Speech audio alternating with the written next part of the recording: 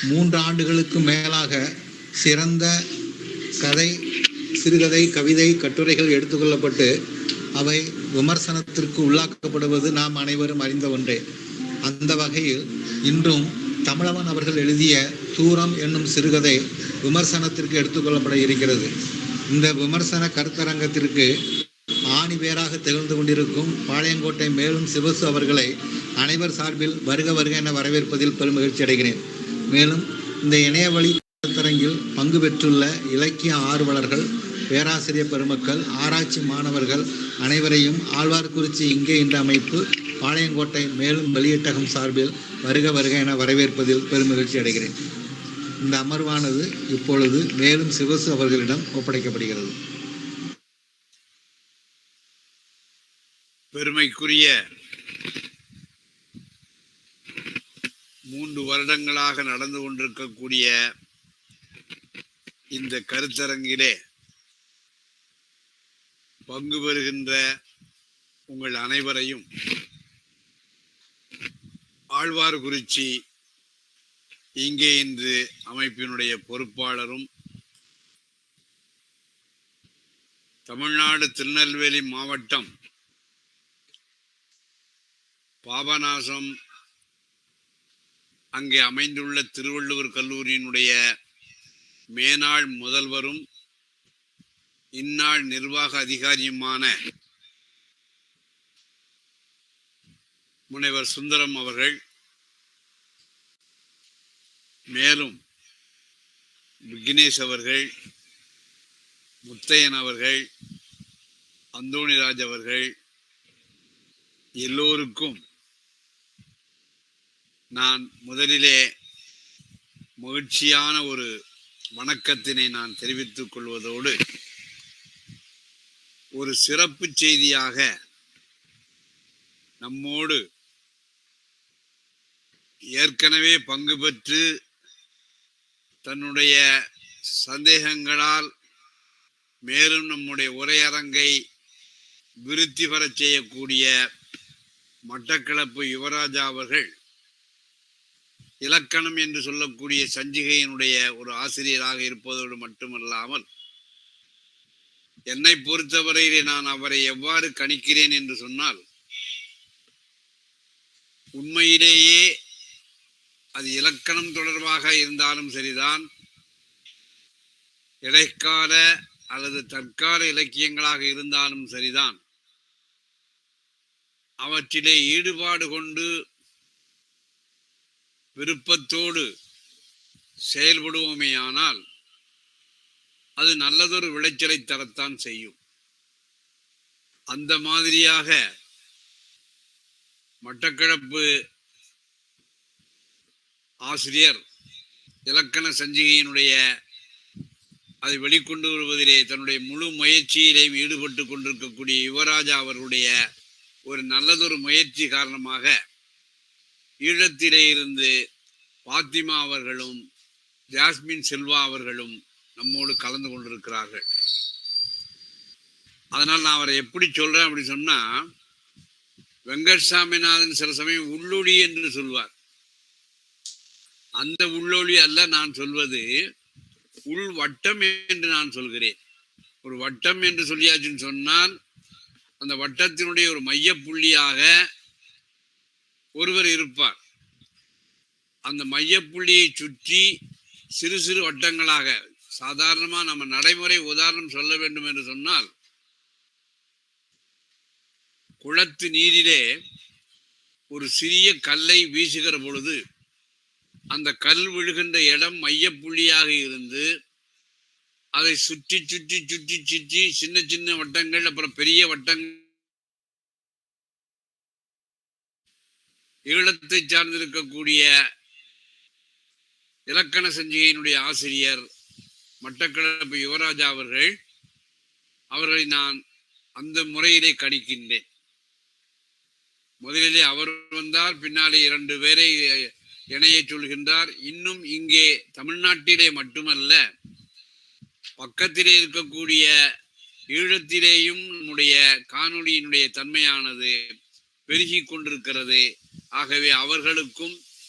அவரை சார்ந்து இந்த நிகழ்விலே பங்கு பெறக்கூடிய மற்ற 2 பங்கேற்பாளர்களுக்கும் என்னுடைய மனமார்ந்த ஒரு என்ன சொல்றது நன்றின்னு நான் சொல்ல மாட்டேன். இது நாம் எல்லோருமே செய்ய வேண்டிய ஒரு கடமைதான். அந்த கடமையிலே உங்களுடைய பங்கினையும் ஆற்ற வந்திருக்கின்றீர்கள். உங்களை நான் மகிழ்ச்சியோடு மேலும் மேலும் நீங்கள் பங்கேற்பதோடு மட்டுமல்லாமல், ஏனென்றால் பாரதிதாசன் ஒரு இடத்திலே சொல்வார், கல்வியுடைய பெண்களை விளைநிலம் என்று சொல்வார். கல்வி இல்லாத பெண்கள் களர் நிலம், அங்கே புல் விளைந்திடலாம், நல்ல புதல்வர்கள் விளைவது இல்லை என்று சொல்வார். ஆனால் கல்வியோடு இருக்கக்கூடிய பெண்கள் ஒரு பெரிய பல்கலைக்கழகத்திற்கு நிகரானவர்கள். ஆகவே பெண்கள் இந்த மாதிரியான நிகழ்வுகளிலே ஈடுபாடு கொள்வது என்பது அது அவர்கள் மட்டுமல்ல, பின்னாலே வரக்கூடிய ஒரு பெரிய பரம்பரைக்கும் அவர்கள் வித்தாக இருக்கிறார்கள்.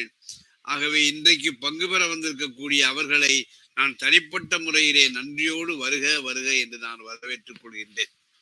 மேலும் இந்த அமர்விலே விக்னேஷ் அவர்கள், முத்தையன் அவர்கள், அந்தோணிராஜ் அவர்கள், இன்னும் பலர் நம்மோடு பங்கு பெற வந்திருக்கின்றார்கள். அவர்களையும் நான் அன்போடு வரவேற்றுக் கொள்கின்றேன். 2-3 நிகழ்வுகள் என்னுடைய மனதிலே ஊடாடி கொண்டே இருக்கின்றது. இன்றைக்கு இந்தியா முழுக்கவே ஒரு பெரிய பண்டிகையை, அதாவது நான் எங்களுடைய குல தெய்வம் அப்படிங்கிறது சுடலை மாடன் அப்படிங்கிற ஒரு தெய்வம். சுடலை மாடன் அப்படிங்கிற சுடலை அப்படின்னு சொல்லியாச்சுன்னு சொன்னால் அது சுடுகாடு என்று சொல்வார்கள். அது எரிக்கக்கூடிய அல்லது புதைக்கக்கூடிய இடமாக இருக்கலாம். அந்த இடத்திலே இருக்கக்கூடிய ஒரு சிறு தெய்வத்தினுடைய பெயர்தான் சுடலை மாடன் அப்படிங்கிறது. அந்த சுடலை மாடனுடைய நினைவாகத்தான் சுடலை ராத்திரி என்று கொண்டாடுவது வழக்கம்.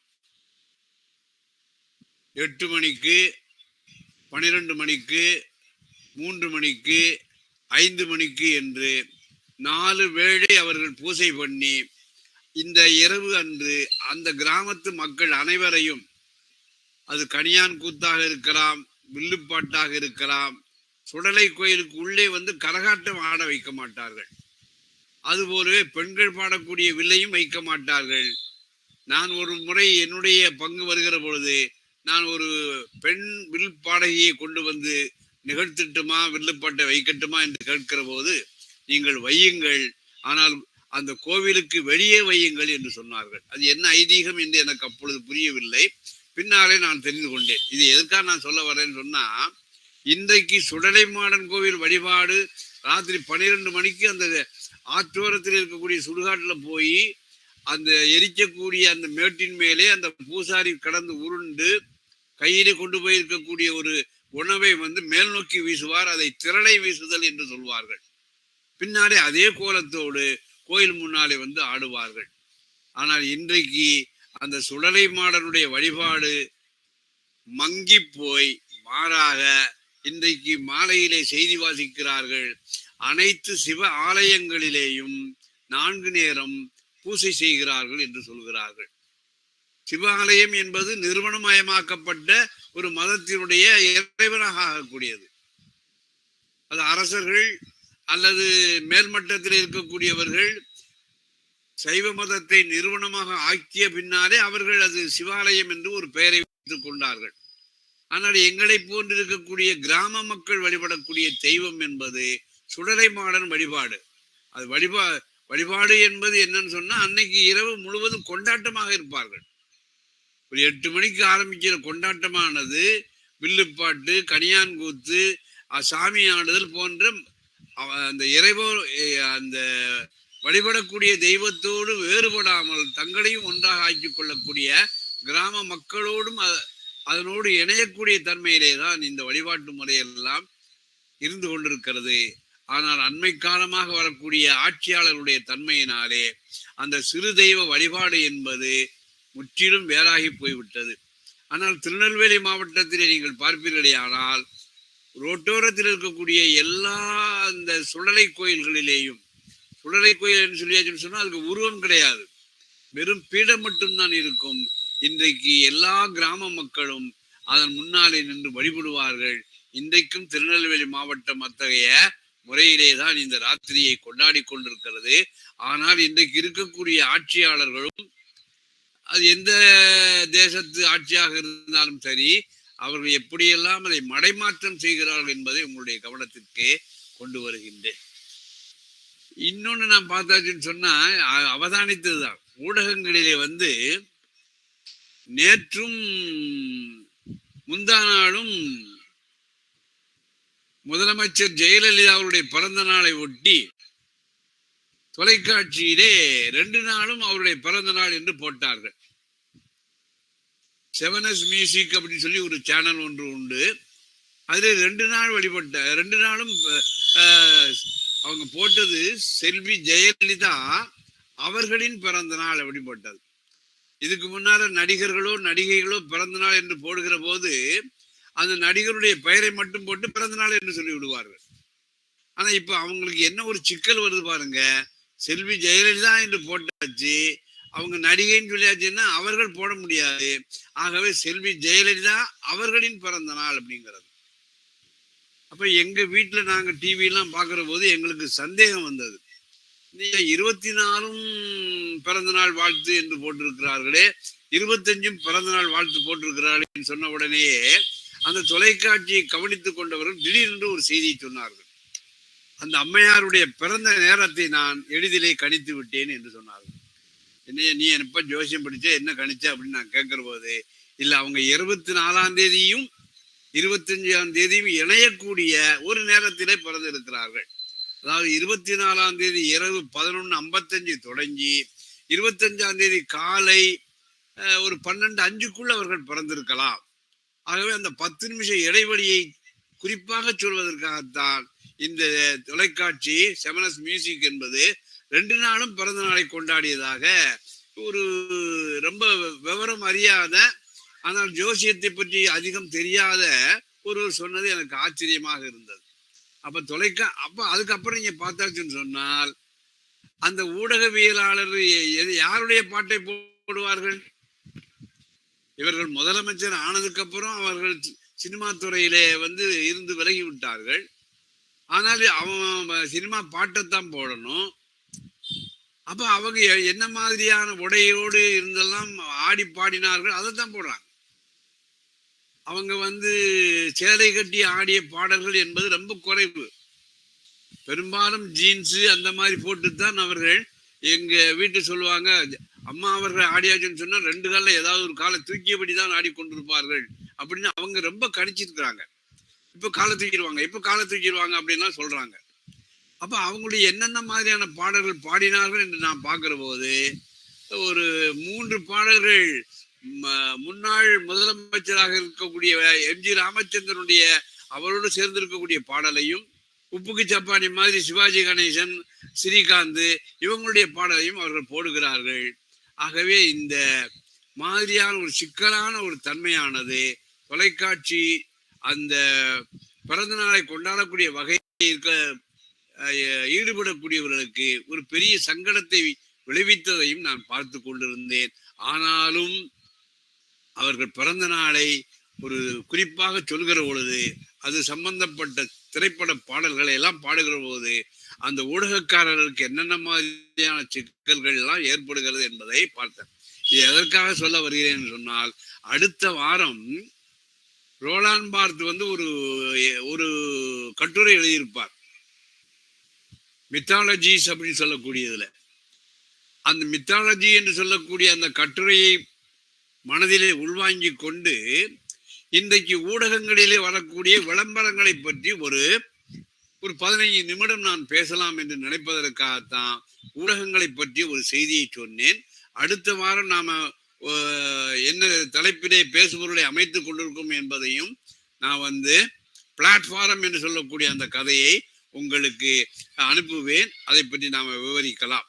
ஆக இந்த நிலையோடு இன்றைக்கு இருக்கக்கூடிய தூரம் என்று சொல்லக்கூடிய இந்த கதையை பற்றி ஒரு 5 நிமிடம் நான் பேசிவிட்டு அப்புறம் நம்ம பார்வையாளர்களை நான் உங்களோடு பகிர்ந்து கொள்ள அழைக்கவிருக்கின்றேன்.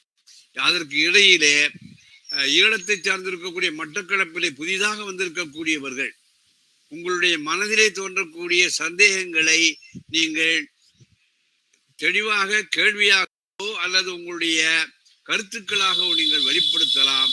அவை எல்லாமே எங்களை ஊக்கப்படுத்தக்கூடிய தன்மையிலே ஒரு ஆதரவான வார்த்தைகளாக இருக்கலாம். அவர்களையும் பங்கேற்க வேண்டும் என்று நான் சொல்லுகிறேன்.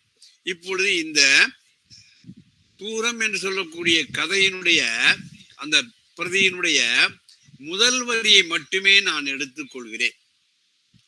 அந்த முதல் வரியை நீங்கள் அப்பமெல்லாம் நாம் மரபாக சிறுகதை பிரதியை ஆரம்பிக்கிற போது சீசு செல்லப்ப ஒரு சமயத்தில் சொல்வார், அந்த சிறுகதையினுடைய தொடக்க வரியானது அப்படியே 100 மீட்டர் பந்தய ஓட்டம் போல ஆரம்ப நிலையில இருக்க வேண்டும், அல்லது அந்த குதிரை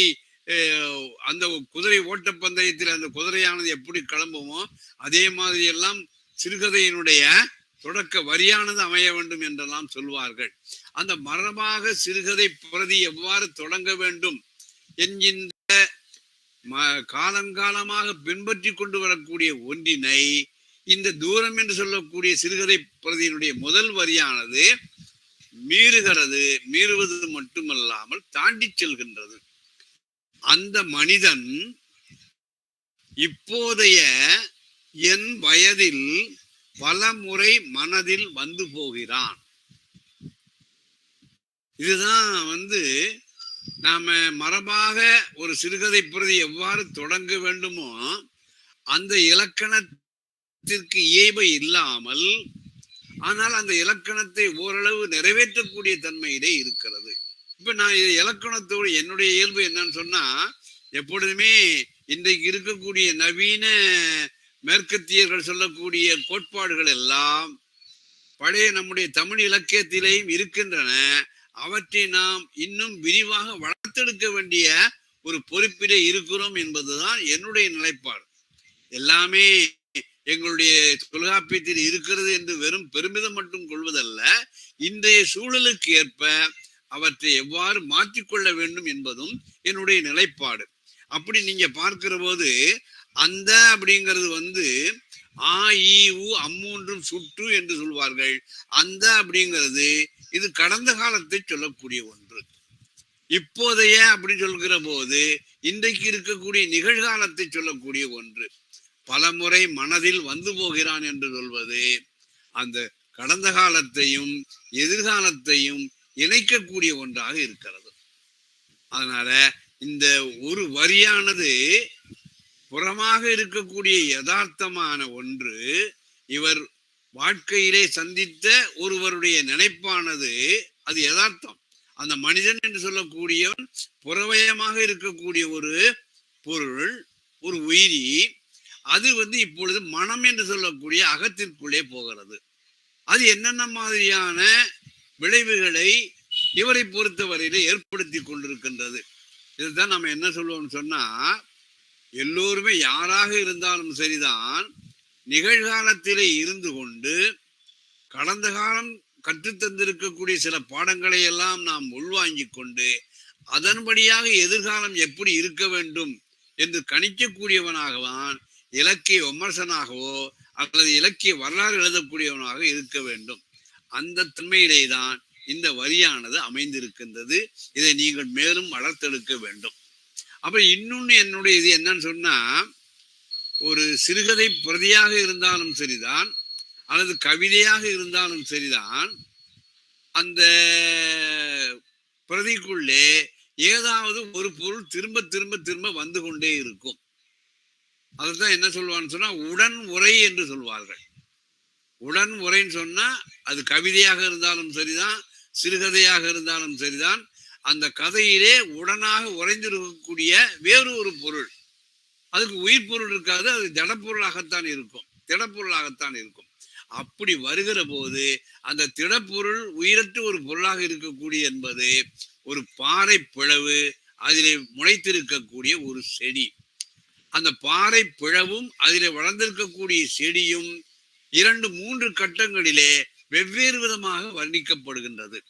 இந்த உடனுரை பொருளானது தொல்காப்பிய இலக்கணப்படி உடனுரை என்கின்ற இலக்கணம் தரக்கூடிய அர்த்தபாவத்தை தாண்டி இன்றைக்கு வாசகனுடைய எதிர்வினைக்கு ஏற்ப எவ்வாறெல்லாம் வெவ்வேறு விதமாக பொருள் கொள்ளக்கூடிய விதத்திலே அமைந்திருக்கிறது என்பதை நான் எல்லாத்தையும் சொல்லிட்டேன்னு சொன்னா அது எனக்கு ஒரு சுவாரஸ்யம் அற்றதாக போய்விடும்.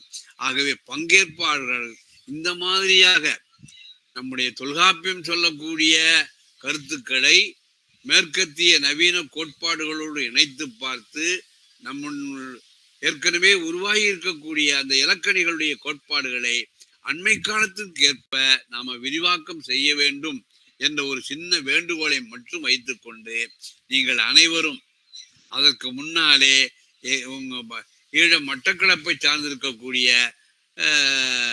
யுவராஜா அவர்களோ அல்லது பாத்திமா அவர்களோ ஜாஸ்மின் செல்வா அவர்களோ இது தொடர்பாக ஏதாவது நீங்கள் உங்களுடைய மனதில் இருக்கக்கூடிய சந்தேகங்களை நீங்கள் சொல்வீர்களே ஆனால் அதை தொடர்ந்து அடுத்த நிலைக்கு நாம போகலாம். இப்பொழுது இலங்கை ஈழத்து மட்டக்களப்பை சார்ந்திருக்கக்கூடிய நம்முடைய பங்கேற்பாளர்கள் தங்களுடைய மனப்பதிவை நம்மோடு பகிர வேண்டும் என்று நான் கேட்டுக்கொள்கின்றேன்.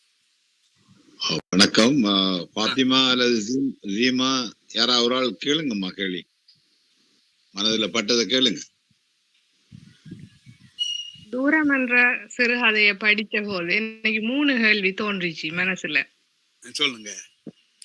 அதுல ஒன்று, அடிக்கடி அவர் விஸ்வநாதனை நினைப்பதற்கான காரணம் அவர் உண்மையில் படிக்க வைத்தது விஸ்வநாதன் தானா என்ற ஒரு கேள்வி தோன்றிச்சு. அடுத்து, ஒரு மனதுக்குள் ஒரு மனிதனுக்குள் வேறொரு மனிதனை பார்க்கும் முறையை கற்றவன் நீ என கூறும் விஸ்வநாதனுடைய கூற்று கூற வரும் விடயம் யாது என்ற ஒரு கேள்வி தோணிச்சு. ஒரே வயதையுடைய விஸ்வநாதனால் எவ்வாறு இவரை கல்லூரியில் படிக்க வைக்க முடியும் என்ற 3 கேள்வி என் மனசுல எழுந்துச்சு. உண்மை. நல்ல நல்ல ஒரு அடிப்படையான ஒரு என்ன சொல்றது, அவங்க மனதிலே அந்த பிரதியை வாசித்த உடனேயே அது தோற்றுவிக்கக்கூடிய ஒரு கேள்வி என்பது உண்மையிலே பாத்திமா அவர்கள் அந்த கதையிலே திரும்ப திரும்ப தோய்ந்த காரணத்தினாலே அவங்களுடைய மனதில் இருக்கக்கூடிய ஒரு ஐயப்பாட்டை கேள்வியாக தொடுத்திருக்கிறார்கள். உங்களை நான் மிகவும் பாராட்டுகிறேன். இந்த மாதிரி ஒரு தைரியமாக நீங்கள் உங்களுடைய மன ஐயங்களை கேள்வியாக ஆக்கி தொடுக்கிற பொழுது இதே மாதிரி நீங்கள் தொடர்ந்து சந்தேகத்தோடு அணுகுங்கள், கேளுங்கள் என்று உங்களை நான் வாழ்த்துகிறேன். அடுத்தால வேற ஏதாவது உங்களுக்கு அங்கிருந்து வரக்கூடிய ஒரு கேள்வி ஏதாவது கேட்கிறார்களா? யுவராஜா, வேற ஏதாவது கேள்விகள் இருக்கிறதா?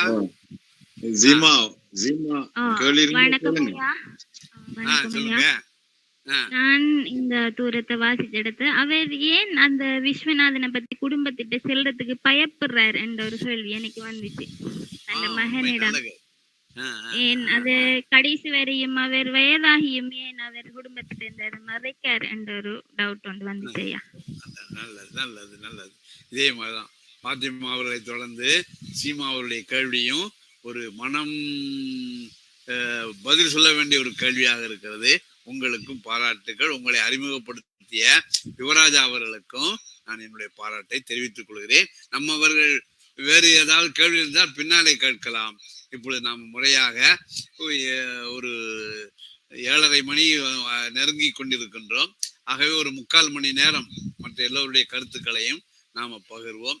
இப்பொழுது அந்தோணிராஜ் இருக்காங்களா? ஒரு 5 ஒரு 7 நிமிஷம் உங்களுடைய கருத்துக்களை சொல்லும்படியாக நான் கேட்கின்றேன்.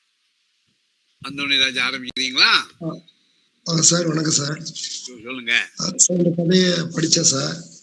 அப்போ தூரம்ங்கிற அந்த கதை, அப்போ தூரம் அப்படிங்கிறது நம்மை விட்டு தூரமா இருக்கிறது மேலும் தூரமாவே போய்கிட்டு இருக்கா, அல்லது நம்ம கிட்ட இருக்கிறது தூரமா இருக்கிறது நம்மை நோக்கி வந்து கொண்டு இருக்கிறதா?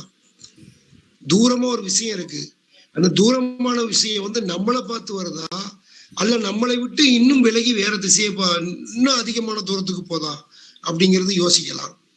2வது இந்த கதையில விஸ்வநாதனை நினைத்து கொண்டே இருக்கிற அந்த கதாபாத்திரம், ஆனா அந்த கதாபாத்திரத்துக்கு பேரே இல்லை. அவர் திரும்ப திரும்ப திரும்ப வந்துகிட்டு இருக்க பேர் விஸ்வநாதன் அப்படிங்கிறது. அப்போ மனிதனுடைய நம்ம வாழ்க்கையில நம்ம வந்து நம்மளுடைய எண்ணங்கள் வந்து எப்பவுமே தொடர்ச்சியா நமக்கு போய்கிட்டே இருக்கு. நம்ம வாழ்க்கையில வந்து இப்ப நமக்கு நம்ம வந்து பொதுவாவே வந்து எல்லாத்தையும் ஏத்துக்கிறோமா அப்படிங்கிறது தெரியல. இப்ப நமக்கு இளமை போயிட்டு இருக்கு, அந்த இளமை நம்மளை விட்டு போறதை நம்ம ஏத்துக்கிறோமா அப்படிங்கிறது கேள்விக்குறி. நமக்கு வயசாயிட்டே போகுது, அந்த வயசாயிட்டு போறதை நம்ம ஏத்துக்கிறோமா அது கேள்விக்குறி. இறுதியில வந்து நம்ம சாகத்தான் போறோம், அந்த சாவை நம்ம ஏத்துக்கிறோமா அப்படிங்கிறது கேள்விக்குறி. இப்படிலாம் இருக்கும்போது மனுஷங்க வந்து தன்னோட வாழ்க்கையில் நடந்த இன்ப அல்லது துன்ப நிகழ்ச்சிகளை திரும்ப திரும்ப என்ன செஞ்சுக்கிட்டே இருக்கோம்னா அசை போட்டுக்கிட்டே இருக்கோம். நம்ம வாழ்நாள் முழுவதும் நம்ம வந்து அசை போட்டுக்கிட்டே இருக்கோம். அது வந்து சில இடங்கள்ல நிகழ்வுகளா இருக்கலாம், சில இடங்கள்ல வந்து மனிதர்களா இருக்கலாம். அவங்க வந்து நம்ம பள்ளி பருவத்துல படிச்சவங்களா இருக்கலாம், நம்ம தெருக்கள்ல இருக்கக்கூடியவங்களா இருக்கலாம், நம்ம கல்லூரியில படிச்சவங்களா இருக்கலாம், நம்ம ஊர்ல இருக்கவங்களா இருக்கலாம். ஆனா அவங்கள வந்து அவங்க பெயரையோ அல்லது அவங்களையோ நம்ம வந்து மறக்க முடியாத ஒரு தன்மை நம்மளுடைய மூளைக்குள்ள வந்து போய் உட்கார்ந்துக்கணும். அப்படி எல்லா மனுஷங்களையும் நம்ம கேட்டு பார்த்தா ஏதாவது ஒரு மனிதன் வந்து நம்மளை வந்து தொடர்ந்து வந்து கொண்டே இருப்பான் காலம் முழுவதும். இப்போ நம்ம சில விஷயத்த நினைக்கும் போது, நம்ம வாழ்க்கையில சில விஷயம் நடக்கும் போது குறிப்பிட்ட அந்த நபர் வந்து நம்ம கண்ணு முன்னாடி நிற்பார். அது நம்ம வாழ்க்கையில நம்ம பார்த்தா தெரியும். அந்த சிறு வயசுல இருக்கக்கூடிய அந்த பாதிப்பு வந்து நமக்கு வாழ்க்கையில வந்து முதுமை பருவம் வரைக்கும் நம்மளை தொடர்ந்து கொண்டே தான் இருக்கு அப்படிங்கிறது முக்கியம். அப்போ அத மாதிரி இவருக்கு வந்து இந்த கதையை பொறுத்த வரைக்கும் விஸ்வநாதன் அப்படிங்கிறது ஒருத்தர் வந்து இருக்கிறாரு. விஸ்வநாதன் தான் இவருடைய நினைவாவே இருக்காரு வாழ்க்கை முழுவதும். இவருடைய என்னதான் இடம்பெயர்வு அடைந்தாலும், வேலை வாய்ப்பு, குடும்பம், குழந்தை பெற்றாலும், அந்த குழந்தையே படித்து பகடாகி வெளிநாடு போனாலும் கூட அவருக்கு அந்த குறிப்பிட்ட நண்பரை தேடிக்கொண்டே இருப்பதிலேயே வாழ்க்கை கழிந்து விடுகிறது அல்லது கழித்து கொண்டே இருக்கிறார்.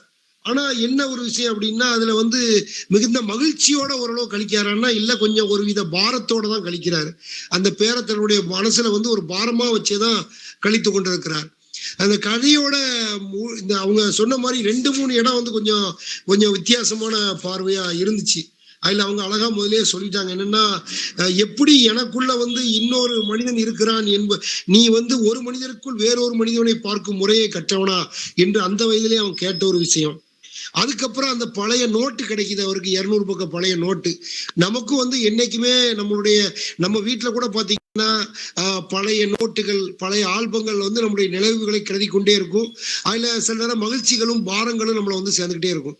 இவருடைய வீட்டுல பெரிய அளவுக்கு புத்தகங்களோ நூலகங்களோ இல்லாட்டியும் கூட ஒரு 200 பக்கம் நோட் எடுத்து பார்க்காரு. அதுல வந்து 3 விதமான விஷயம் இருக்கு. ஒண்ணு வெள்ளைத்தாளா இருக்குது, இன்னொன்னு பாத்தீங்கன்னா மை கொட்டப்பட்டிருக்கு, இன்னொரு பாத்தீங்கன்னா கணக்கு வழக்கு இருக்கு, இன்னொருதுல அது கதையில வந்து நம்மளுடைய ஆசிரியர் வந்து உள்ள வந்து செலுத்தினதா நினைக்கிறேன். அதுல வந்து பழமை நிகழ்காலத்தில் வலிமை பெற வேண்டும்ங்கிற நீட்ஸேவோட கருத்து இருக்குது. எல்லாத்தையும் சந்தேகப்படுறதுதான் நீட்ஸே. ஆனா வந்து இந்த இடத்துல அவர் குறிப்பிட்ட முக்கியமான விஷயம் வந்து பழமை நிகழ்காலத்தில் வலிமை பெற வேண்டும்ங்கிற அந்த வார்த்தை. அதை அவரே சொல்றாரு. இதை அவன் அறிஞ்சு எழுதினானோ அறியாமல் எழுதினாதோ ஏதோ புத்தகத்தை பார்த்து எழுதினானோ, ஆனா அந்த வரி வந்து இந்த சிறுகதையில வந்து சேர்க்கப்பட்டிருக்கையில ஒரு விஷயம் கண்டிப்பா தொடர்புத்தி பார்க்கலாம். இப்படி மகன்கிட்ட கூட அந்த பேரை சொல்லும் போது யார் யாது விஸ்வநாதன் ஒரு அவஸ்தை அடைஞ்சுக்கிட்டு இருக்கும்போது இறுதியா இவர் பிறந்த ஊருக்கு அந்த பேரை பேத்தி குழந்தைகள் போகும்போது அதுல ஒரு 2வது குழந்தை சொல்லுது, தாத்தா நீங்க பிறந்த மண்ணில் இருக்கோம், இங்க காத்து புதுசா இருக்கு, நாங்க மத்த எவ்வளோ இடங்களுக்கு போயிட்டோம், ஆனா நீங்க பிறந்த இடத்துல இங்க இருக்கும் போது இந்த காத்து எங்களுக்கு புதுசா வீசுது, நாங்க புதுசா உணர்றோம் அப்படிங்கும் போது இவருக்கு மகிழ்ச்சியில வந்து கொஞ்சம் மகிழ்ச்சி அடைகிறாரு. அப்போ வந்து இந்த கதை எப்படி முடியுதுன்னா, பெரும் பாறையா இறுகி கொண்டிருந்த மனசுல வந்து அந்த பாறை உடைஞ்சி ஒரு மரம் இல்ல கிளை விட்டு எரிஞ்ச மாதிரி எழுந்த மாதிரி எனக்கு ஒரு தோணுது அப்படின்னு சொல்றாரு. எப்பவுமே குழந்தைகள் வந்து ஒரு விஷயத்த புதுசா ஆச்சரியமாவே தான் பார்ப்பாங்க. நம்ம வயது ஆக ஆக அந்த ஆச்சரியத்தை குறைச்சிருவோம். அதே மாதிரி எல்லா புது விஷயங்களும் வந்து நம்மளை விட குழந்தைகள் கண்டுபிடிக்காங்க அப்படின்னு நினைக்கிறாரு. இவர் மனசுல ஒரு தெளிமை பிறகு. அப்போ வந்து இவர் மனதில் ஓடுகின்ற அந்த எண்ணம், நம் வாழ்க்கையில் இவரை பாதித்த ஒரு மனிதர் இவரை சுற்றி சுற்றி சுற்றி இவரது மனதுக்குள் இருந்துகிட்டே இருக்கிறாரு அப்படிங்கிறத நான் அந்த கதையை வச்சு கதையில தெரியக்கூடிய அந்த வெளிப்படையான விஷயமா நினைக்கிறேன். இந்த மாதிரி மனதுக்குள்ள ஓட்டுற அந்த எண்ணங்கள் பற்றி சிறுகதைகள் நிறைய வந்திருந்தாலும், ஆனா இந்த கதை கொஞ்சம் அதுல வந்து கொஞ்சம் தனித்துவமா தெரியுது. அந்த பழைய முறைப்படி சொல்லப்பட்ட கதையை அது தெரியல அப்படிங்கிறதுலயும் ஒரு வித்தியாசம் இருக்குங்க. நன்றிங்க. அந்தோணிராஜ் அவர்கள் அந்த கதையினுடைய ஏற்கனவே கேட்கப்பட்ட கேள்வி மாதிரி சில இருண்மை தன்மைகள் இருக்கின்றன அப்படிங்கிறது. பொதுவாகவே நவீன சோதனை முயற்சியில் ஈடுபடக்கூடிய உலக மொழியை சார்ந்தக்கூடிய எந்த எழுத்தாளர்களுமே சில உபாயங்களை தங்களுடைய கதைகளிலே கையாள்வார்கள். அதில் முதலாவதாக இருக்கக்கூடியது இருண்மை அப்படிங்கிறது. ஏன்னா ஒரு ஃபிக்சிடிட்டி அப்படிங்கிற ஒரு முடிவுத்தன்மை என்பது இல்லாமல் அதுவா இதுவா அப்படின்னு வாசகனுடைய ஒரு அறிவுக்கு வேலை கொடுக்கக்கூடிய தன்மையிலே கதை பிரதியை அமைப்பது என்பது ஒரு நல்ல சிறுகதை ஆக்கியினுடைய சிறந்த இயல்பு.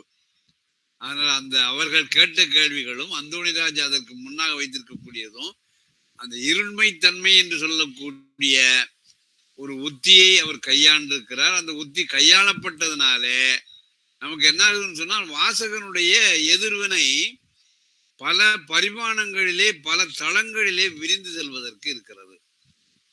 ஒற்றை தன்மை என்பது இல்லாமல் ஏகத்துவம் என்பது ஒரு கதைப்பிரதியினுடைய இயல்பாக இல்லாமல் பன்மைத்தன்மை பன்மைத்துவம் உடையதாக இருக்க வேண்டும். அதுதான் நல்ல சிறுகதை பிரதியினுடைய இயல்பு என்று சொல்வதற்கு நாம எல்லாமே நம்ம மனதில் எழுந்திருக்கக்கூடிய கேள்விகள் தான். அருமையாக அந்தோணிராஜ் அவர்கள் சொன்னார்கள். இப்பொழுது நமக்கு முத்தையன் அந்த மேலும் அந்த கதைக்கு வேறொரு பரிமாணத்தை நம்மோடு கொண்டு வருவார். அவரை கொண்டு வரும்படியாக அன்போடு நான் கேட்டுக்கொள்கிறேன். ஐயா வணக்கங்க. வணக்கம் ஐயா. இப்ப ஐயாவுடைய தொடர்ச்சி, நீங்க உங்களுடைய தொடர்ச்சி அந்த அடிப்படையில இப்படியும் பார்க்கலாம் அப்படிங்கிற மாதிரி தோணுதுங்க. அப்ப நம்ம பார்க்கிறோம், அந்த கதை சொல்லக்கூடிய குரல் யார் அப்படின்னு சொன்னா அது யாரை தேடுகிறது அப்படின்னு சொல்லி கதை சொல்லக்கூடிய குரல் யாருன்னு தெரியல. ஆனா அவர் ஒரு கதாபாத்திரத்தை தேடிக்கிட்டே இருக்கிறார். விஸ்வநாதன் என்கிற ஒரு பாத்திரத்தை தேடிக்கிட்டே இருக்கிறார். ஆனா அந்த விஸ்வநாதன் யாரா இருக்க முடியும் அப்படின்னு நம்ம ஒரு வகையில அனுமானிக்கும் போது அந்த விஸ்வநாதன் தனக்குள்ளாக உருவாக்கப்படக்கூடிய ஒரு கதாபாத்திரமாக இருக்கலாம் அப்படிங்கிற அளவுல இருந்து நம்ம புரிந்து கொள்ள முடிகிறதுங்கிறதுதான். சரி, இந்த பின்னணியில பார்க்கும்போது ஏன் உருவாக்கணும் அப்படிங்கிற ஒரு கேள்வி வருது. இப்படி ஏன் உருவாக்கணுங்கிற கேள்வியில தொடர்ந்து நம்ம பார்க்கிறோம், அந்த மனிதன் இப்போதைய எண் வயதில் அப்படின்னு சொல்றார். இப்போதைய எண் வயதில் அப்படின்னு சொல்லும் போது என்ன அர்த்தம், விஸ்வநாதனுக்கும் இவருக்கும் ஒரே வயசு அப்படின்னு அர்த்தம். சரி, அதே மாதிரி விஸ்வநாதனை எப்படி பார்த்தேன் அப்படின்னு பார்க்கும்போது அது அதாவது அவரை பற்றியான அறிமுகத்தை கொடுக்கும்போது என்னையும் யாரும் பார்க்க வர மாட்டாங்க, அவரையும் யாரையும் பார்க்க வர மாட்டாங்க அப்படிங்கிறது ஒரு இடம் இருக்கு.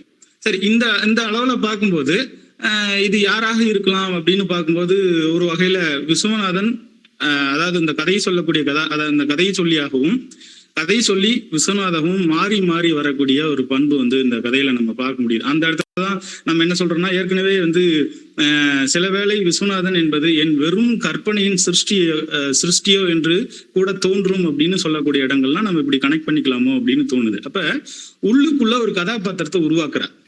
எப்படிப்பட்ட கதாபாத்திரத்தை உருவாக்குறார் அப்படின்னு சொன்னா, எனக்கு என்னுடைய வாழ்நாள்ல நான் ஒரு 3 வருஷம் படிச்சேன் அப்படின்னு சொன்னா அந்த கதாபாத்திரம் எனக்கு உதவி செய்தது அப்படின்னு சொல்றாரு. அப்ப இவர் கிரியேட் பண்ணக்கூடிய விஷயம் என்ன அப்படின்னு சொன்னாக்க, யாரை உற்பத்தி பண்றாரு அப்படின்னு சொன்னா இன்னொருவருக்கு உதவி பண்ணக்கூடிய ஒரு நபரை உருவாக்குறாரு. இது நம்ம இனக்குழு சமூகத்துல இருக்கும்போது இனக்குழு சமூகத்தினுடைய அடையாளமா அந்த பாதியீடு உள்ளிட்ட பல விஷயங்களை நம்ம பேசுவோம். அதாவது வேட்டைக்கு போறோம் அப்படின்னு சொன்னாலோ அல்லது போருக்கு போறோம் அப்படின்னு சொன்னாலோ அங்க இருக்கக்கூடிய பொருள்களை நம்ம கொண்டு எல்லாத்துக்கும் பகிர்ந்து கொடுக்கக்கூடிய மனோபாவம் அப்படிங்கிற ஒரு விஷயம்.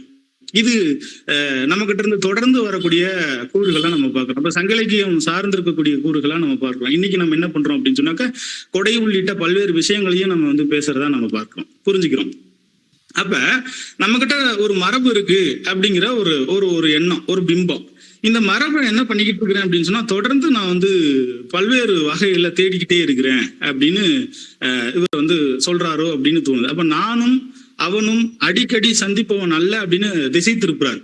கவனத்தை என்ன பண்றாரு, திசை திருப்புறார். ரெண்டு பேரும் ஒண்ணு கிடையாது, ரெண்டு பேரும் அடிக்கடியும் பார்த்தது கிடையாது அப்படின்னு என்ன பண்றாரு அப்படின்னு சொன்னா, ஒரு வகையில திருப்பி அதாவது கதையினுடைய போக்கை மாத்துறதுக்கான இடத்த உருவாக்கி இருக்குது இந்த கதை சொல்லியினுடைய வேலை. அப்படி பார்க்கும்போது இந்த என் மனசுல தோணக்கூடிய எல்லா இயல்புகளும் சாதாரணமா தோணுகிறதா அப்படின்னு பார்க்கும்போது, விஸ்வநாதினுடைய குரலை கேட்கணும்னு நினைக்கிறேன் அப்படின்னு சொல்றதோ, அல்லது இந்த கவிதை ஒவ்வொன்றின் கீழாக அவருடைய பெயர் குறிப்பிடப்பட்டது அப்படின்னு சொல்றதோ, இதெல்லாம் என்ன அப்படின்னு பார்க்கும்போது, நமக்கு கவிதை அப்படின்னு வரும்போது ஒரு வகையில நம்மளுடைய மரபு சார்ந்திருக்கக்கூடிய சங்க இலக்கிய கவிதைகளை கூட நம்ம பொருத்தி பார்க்க முடியுமோ அப்படின்னு தோணுது. ஏன் அப்படி சொல்றோம் அப்படின்னு சொன்னா, இவரு தனக்குள்ளாக ஒரு கதாபாத்திரத்தை உற்பத்தி செய்யறதும் அப்படிங்கிறதும், அதை தேடுறதும் அப்படிங்கிறதும், ஒரு வகையில மீட்டெடுத்ததுக்கான ஒரு சந்தோஷத்தை கொடுக்கறது அப்படிங்கிறதுமான பல்வேறு விஷயங்கள் வந்து இந்த கதைக்குள்ள வந்துகிட்டே இருக்குது. இன்னொரு வகையில நம்ம பாக்குறோம், அந்த பழமை நிகழ்காலத்தில் வலிமை பெற வேண்டும் அப்படிங்கிற இந்த கருத்து. இப்ப இதோட நம்ம என்ன இணைச்சு பார்க்கலாம் அப்படின்னு சொன்னா, ஒரு இடம் வருது என்னன்னா, நீ ஒரு மனிதருக்குள் வேறொரு மனிதரை பார்க்கும் முறையை கற்றவன் அப்படின்னு சொல்லக்கூடிய இடம் இருக்கு பாருங்க. இது ரொம்ப முக்கியமான ஒரு விஷயமா இருக்குது. இன்னைக்கு நம்ம வந்து தமிழரா அல்லது திராவிடரா அல்லது வந்து ஆரியரா அப்படின்னு போக்கு ஒண்ணு தொடர்ந்து நீண்ட காலமா விவாதத்துக்கு உட்படுத்திக்கிட்டே இருக்கிறோம். அப்ப இன்னைக்கு நம்ம பாக்குறோம், வாழும் வள்ளுவா அப்படின்னு நம்ம சொல்லக்கூடிய அந்த அடைமொழிகள்லாம் நம்ம பேருக்கிறோம் பாக்குறோம். நீங்க சொன்னது மாதிரி ஜெயலலிதா அம்மையார் இறந்து போயிட்டாங்க. ஆனா இப்பயும் நம்ம என்ன பண்றோம், பலருக்கும் ஜெயலலிதா அம்மையாருடைய பேரை வச்சுக்கிட்டு வாழும் ஜெயலலிதா அப்படின்னு, ஜெயலலிதாவே அப்படின்னு கோஷங்களை போடக்கூடிய இடங்கள்லாம் இருக்கு. இப்ப என்ன மறந்துருக்கிறோம் அப்படின்னு சொன்னா, ஏற்கனவே ஒரு விஷயம் இருந்திருக்கு, அது இன்னைக்கு என்ன இருக்கு அப்படின்னு சொன்னா, வடிவம் மாறியோ அல்லது வேறொரு விஷயமாகவோ என்ன பண்ணியிருந்திருக்கலாம் அப்படின்னு சொன்னா வந்திருக்கலாம். நம்ம எதையோ ஒண்ணு இழந்திருக்கிறோம் அல்லது எதையோ ஒண்ணு என்ன பண்ணியிருக்கிறோம் அப்படின்னு சொன்னாக்க, இன்னைக்கு வாழக்கூடிய சமூகத்துல எதையோ ஒன்று தொடர்ச்சி வந்து இருந்துகிட்டே இருக்குது. அந்த தொடர்ச்சியை வந்து நம்ம வந்து கவனிக்க வேண்டியது இருக்குது அப்படிங்கிற ஒரு விஷயத்த இந்த கதை முழுக்க ஏதோ ஒரு ஊடாட்டத்துல நம்மளால புரிஞ்சுக்க முடியுது அப்படிங்கிறதுதான். இந்த பின்னணியில தான் நான் என்ன பண்றேன் அப்படின்னு சொன்னாக்க, இங்க வந்து ஒரு வகையில சிந்தனை கலப்பு ஏற்படுறத நம்மளால பார்க்க முடியுது. சரி, இப்ப நான் ஒரு இடத்துல இருந்து இன்னொரு இடத்துக்கு போயிட்டேன் அப்படிங்கிறதையும் சொல்றாப்புல. தமிழ்நாட்டுக்காரனானு, ஆனா நான் செட்டில் ஆனது எல்லாமே வடகிழக்கு பகுதிகளில் நான் செட்டில் ஆயிட்டேன். என் பிள்ளையும், அதாவது என்னுடைய மகனும் என்னுடைய பிள்ளையும் அங்கதான் இருக்கிறாங்க. ஆனா என்னுடைய மகன் அங்கேயே படிச்சுட்டு அங்க இருக்கக்கூடிய வேற ஒரு பெண்ணையை திருமணம் பண்ணிக்கிட்டாப்புல.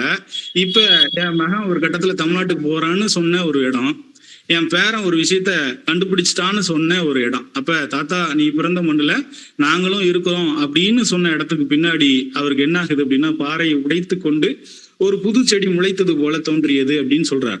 இது ஏன் சொல்லணும் அப்படின்னு பார்க்கும்போது, இங்க ஏதோ ஒரு தொடர்ச்சியை வந்து திரும்ப திரும்ப நம்ம வந்து பார்க்க வேண்டியது, ஏதோ ஒரு அடையாள சிக்கலை வந்து நம்ம வந்து மீட்டெடுக்க வேண்டிய தேவை இருக்குது அப்படிங்கிற ஒரு விஷயத்த புரிந்து கொள்ள வேண்டியது. இப்ப உதாரணத்துக்கு சொல்றோம், இப்ப ஒரு காவி உடை அப்படின்னு சொல்லிட்டா, காவி உடை யாருக்கானது அப்படிங்கிற இடத்துல இன்னைக்கு இருக்கக்கூடிய சமூகத்துல நம்ம புரிஞ்சுக்கிறோம், அது ஒரு வகையான ஒரு மதத்தினுடைய அடையாளம் அப்படின்னு நம்ம பாத்துக்கிறோம். ஆனா அந்த பின்னணி முன்னாடி யாருக்கிட்ட இருந்தது அப்படின்னு பார்க்கும்போது அது ஒரு பௌத்தத்தினுடைய அடையாளமா இருக்கிறத நம்ம வந்து பேசப்படுது.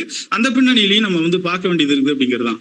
அப்ப நம்மளுடைய அடையாளங்கள் இங்க என்ன ஆயிருக்கு அப்படின்னு சொன்னாக்க புதைக்கப்பட்டிருக்கிறது. நம்மளுடைய அடையாளங்கள் என்ன ஆயிருக்கு அப்படின்னு சொன்னாக்க மறைக்கப்பட்டிருக்கிறது அப்படிங்கிறதுதான். இப்ப நம்ம முல்லைப்பாட்டுல பாக்குறோம், ஒரு இடத்துல வந்து தலைவி வந்து வாடி இருக்கிற சூழல்ல முதுபெரு பெண்டியர்கள்லாம் போய் ஒரு தாங்கிட்ட இருக்கக்கூடிய மலர்களையும் தானியங்களையும் கொட்டி நிமித்தம் பாக்குறாங்க.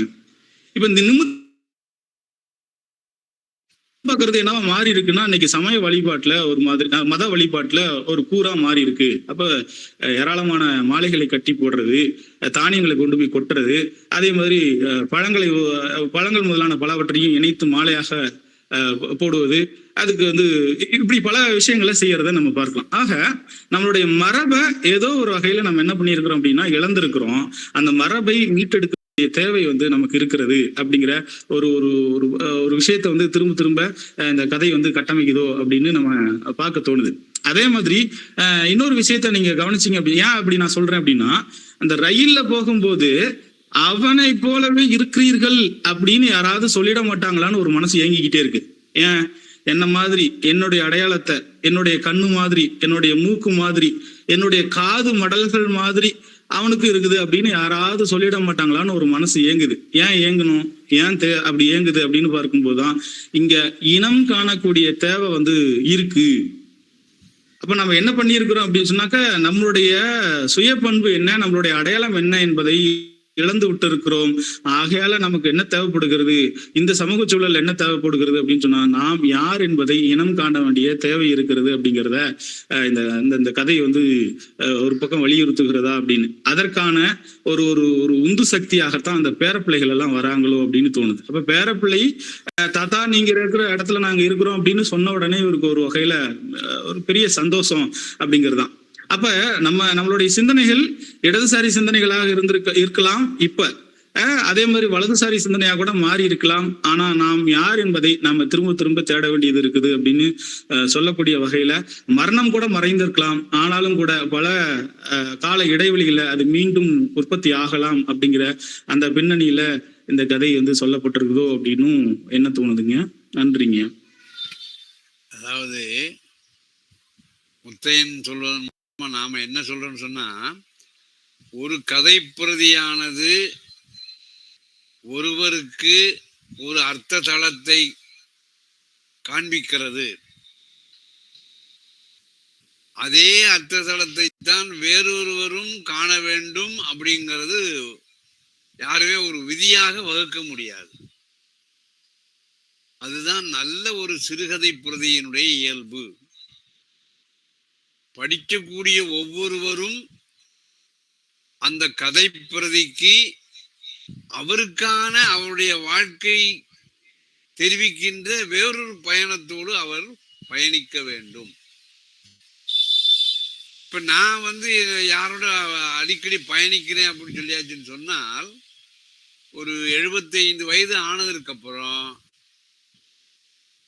புறமாக நான் இப்பொழுது பயணிக்கிறதே இல்லை. ஏன்னா நான் விட்டு அதிகமா வெளியில போறது இல்லை. இப்ப நான் யாரோடு பயணிக்கிறேன்னு சொன்னா, என்னுடைய மனதோடு தான் நான் பயணித்துக் கொண்டிருக்கிறேன். என்னுடைய மனதோடு நான் பயணித்துக் கொண்டிருக்கிறேன்னு சொன்னா, அந்த மனதிலே ஒரு 5 புலன்களால் தொட்டு அனுபவிக்க முடியாத, ஆனால் மனம் என்று சொல்லக்கூடிய ஒன்று வரைந்திருக்கக்கூடிய ஒரு சித்திர உருவத்தை அல்லது உடலை நான் அந்த சித்திரத்தோடு, அந்த ஒரு ஓவியத்தோடு அல்லது அந்த சிற்பத்தோடு, மனம் என்று ஒன்று சொல்லக்கூடிய ஒன்றோடு தான் நான் பயணம் செய்து கொண்டிருக்கிறேன். அப்ப அந்த மனம் பயணிக்கக்கூடியது, அதுக்கு எல்கை என்பது ஏதாவது சொல்ல முடியுமா? இன்னைக்கு நான் பாளையங்கோட்டையில ரயில்வே ஸ்டேஷன் ரோட்ல உட்கார்ந்துட்டு இருக்கிறேன். அடுத்த செகண்ட் நான் எங்க போயிட்டு இருக்கேன்? இலங்கை லண்டன்ல தேம்ஸ் நதி கரை ஓரத்திலே நான் நின்று கொண்டிருக்கிறேன். அடுத்த நொடி நான் பாகிஸ்தானுக்கு போயிடுறேன். அப்ப மனம் அப்படின்னு சொல்லக்கூடியது ஒரு வினாடிக்குள்ள அது எங்கெல்லாம் உலகத்தினுடைய கோள் விட்டு கோள் சென்று சஞ்சரிக்கக்கூடிய தன்மைக்குள்ள இந்த மனம் என்பது உண்டு. அப்படின்னு மனம் அப்படிங்கிற ஒன்றாக கூட நாம என்ன செய்யலாம், இந்த கதைக்கு வேறொரு வியாக்கியானம் சொல்லலாம். அதனால முத்தையன் சொன்னதாகட்டும் அல்லது அந்தோணிராஜ் அவர்கள் சொன்னதாகட்டும், இந்த கதையினுடைய ஒரு பக்கத்தை அவர்கள் காணுகின்ற பார்வையிலே நமக்கு சொல்லி இருக்கிறார்கள். வழக்கமா நம்ம என்ன சொல்லுவோம்னு சொன்னால், ஒரு யானையினுடைய பாகத்தை தொட்டு பார்த்தவர்கள் யானை என்பது துதிக்கை போல, அல்லது யானை என்பது யானையினுடைய வால் போல, யானை என்பது யானையினுடைய வயிறு போல இருக்கிறது என்றெல்லாம் சொல்வார்கள் அல்லவா? அதே தன்மைதான் இந்த மாதிரியான சோதனாபூர்வமான தமிழவனுடைய எழுத்துக்களிலே வெவ்வேறு விதமாக வாசகர்கள் அர்த்த தளத்தை கண்டு சொல்வதோடு மட்டுமல்லாமல் அதனோடு பயணித்து மற்றவர்களுக்கும் ஒரு மகிழ்வை தரக்கூடியவர்களாக இருக்கிறார்கள். அது அந்தோணிராஜனுடைய முத்தையனுடைய ஒரு நல்ல ஒரு முயற்சியினுடைய விளைவு என்று நான் சொல்லுகின்றேன். அடுத்த நாம இன்னொரு அவங்க வந்திருக்கிறாங்க, மாணிக்கம் கோபால் அவர்கள். அவங்க வேறு ஏதாவது சொல்ல நினைக்கிறாங்களா? வெறும் இல்லை நான் கேட்கதான் வந்திருக்கிறேன் அப்படின்னு இல்லாம ஏதாவது சொல்லணும்னு சொன்னா கூட நீங்க சொல்லலாம். சொல்றீங்களா? ஐயா எதுவும் சொல்லலைங்க. சரி, நல்லது. நீங்க ஒரு 2 வாரம் 3 வாரம் தொடர்ந்து கவனிங்க. உங்களுடைய மனதுக்கு இந்த கதை பிரதியானது என்ன ஒரு அர்த்தத்தை தருகிறது என்பதை நீங்க உணர்ந்ததை சொல்லலாம். அதாவது நாம ரொம்ப ஒரு மேடை தோரணையோட எல்லாம் சொல்லணுங்கிறது அவசியம் இல்லை. இயல்பாகவே நம்ம சொன்ன மாதிரி பரிமாறிக்கிட்டோம்னா நல்லாக இருக்கும். அடுத்து நமக்கு ஊத்தங்கரை வேற சொல்லுங்க. யாரு? வணக்கம், கலைச்செல்வி பேசுறேங்க ஐயா. கலைச்செல்வி, நீங்க சொல்லுங்கம்மா. ஐயா வணக்கம். தூரமுறை சிறுகதையை படிச்சிருக்கிறேன். இதுல இந்த சிறுகதையில இந்த ஒரு என்னுடைய நண்பன் என்னோட படிப்பு, வேலை, திருமணம் எல்லாவற்றும் காரணமா இருக்கான். ஆனா ஏதோ ஒரு குற்ற உணர்வு என் மூளை முழுவதும் பரவியதோடு அப்படிங்கிறது அந்த என்ன குற்ற உணர்வு அப்படிங்கிறது கொஞ்சம் புதுமையா இருக்கு. அந்த குற்ற உணர்வுனாலதான் அவர் கடைசியில கூட சொல்றாரு, ஒரு மனிதனை எத்தனை காலம் மனதில் சுமப்பது அப்படின்னு கேக்குறாரு. சோ ஏதோ ஒரு தீர்க்க முடியாத நட்பின் ரீதியான ஒரு நிலைப்பாடு அவங்களுக்குள்ள இருக்கு அப்படிங்கிறதையும், இத்தனை ஆண்டுகள் வாழ்ந்திருந்தா கூட இப்ப அவன் மரணம் அடைந்திருக்கலாம் அப்படிங்கிற வரைக்கும் யோசிக்கிறாரு. அந்த குற்ற உணர்வு அப்படிங்கிறதும் இவ்வளவுதான் நட்பு ரீதியா இருந்தா கூட ஒரு மனிதரினுடைய நல்ல சிந்தனைகள், ஐயா முத்தையன் சொன்னது போல அவரே 2 பிரதியாக இருந்து எழுதியிருப்பாரோங்கிற ஒரு எண்ண ஓட்டமும் வருது. அந்த தன்மையை வெளிக்கொண்டு வருவதற்காக அப்படி எழுதியிருக்கலாம். சோ அதே அந்த அடிப்படையில கொஞ்சம் சிந்திக்க தோணுது ஐயா. நன்றிங்க ஐயா. கலைச்செல்வி அவங்க இன்னொரு தமிழ்ல சொல்றதுன்னா காலதர்ன்னு சொல்லுவாங்க, ஜன்னல் அப்படின்னு சொல்லக்கூடியது. அந்த ஜன்னலுடைய கதவை நமக்கு இது திறந்து விட்டிருக்கிறார்கள். குற்ற உணர்வு அப்படிங்கிறது இப்ப நம்ம மனசு நாம செய்திருக்கக்கூடிய நல்ல காரியங்களை எல்லாம் அடுத்தவங்கள்ட்ட சொல்லிடுவோம். ரொம்ப கலைச்செல்வி ரொம்ப அற்புதமான ஒரு இடத்தை நமக்கு தொட்டிருக்கிறாங்க. மனசு நான் அடுத்தவனுக்கு இவ்வளவு ரூபா நன்கொடை கொடுத்தேன், அல்லது அவர் ரோட்டை தாண்டி செல்வதற்கு ரொம்ப கடினப்பட்டார், அவருக்கு நான் உதவி செய்தேன், அந்த கௌத்தியடிகள் அடைக்கலம் கொடுத்த மாதிரி ஏற்றுக்கொண்ட மாதிரி எல்லாம் நல்ல காரியங்களை நாம என்ன செஞ்சிருவோம், வெளிப்படையாகவே அடுத்தவரிடத்தில் தெரிவித்து விடுவோம்.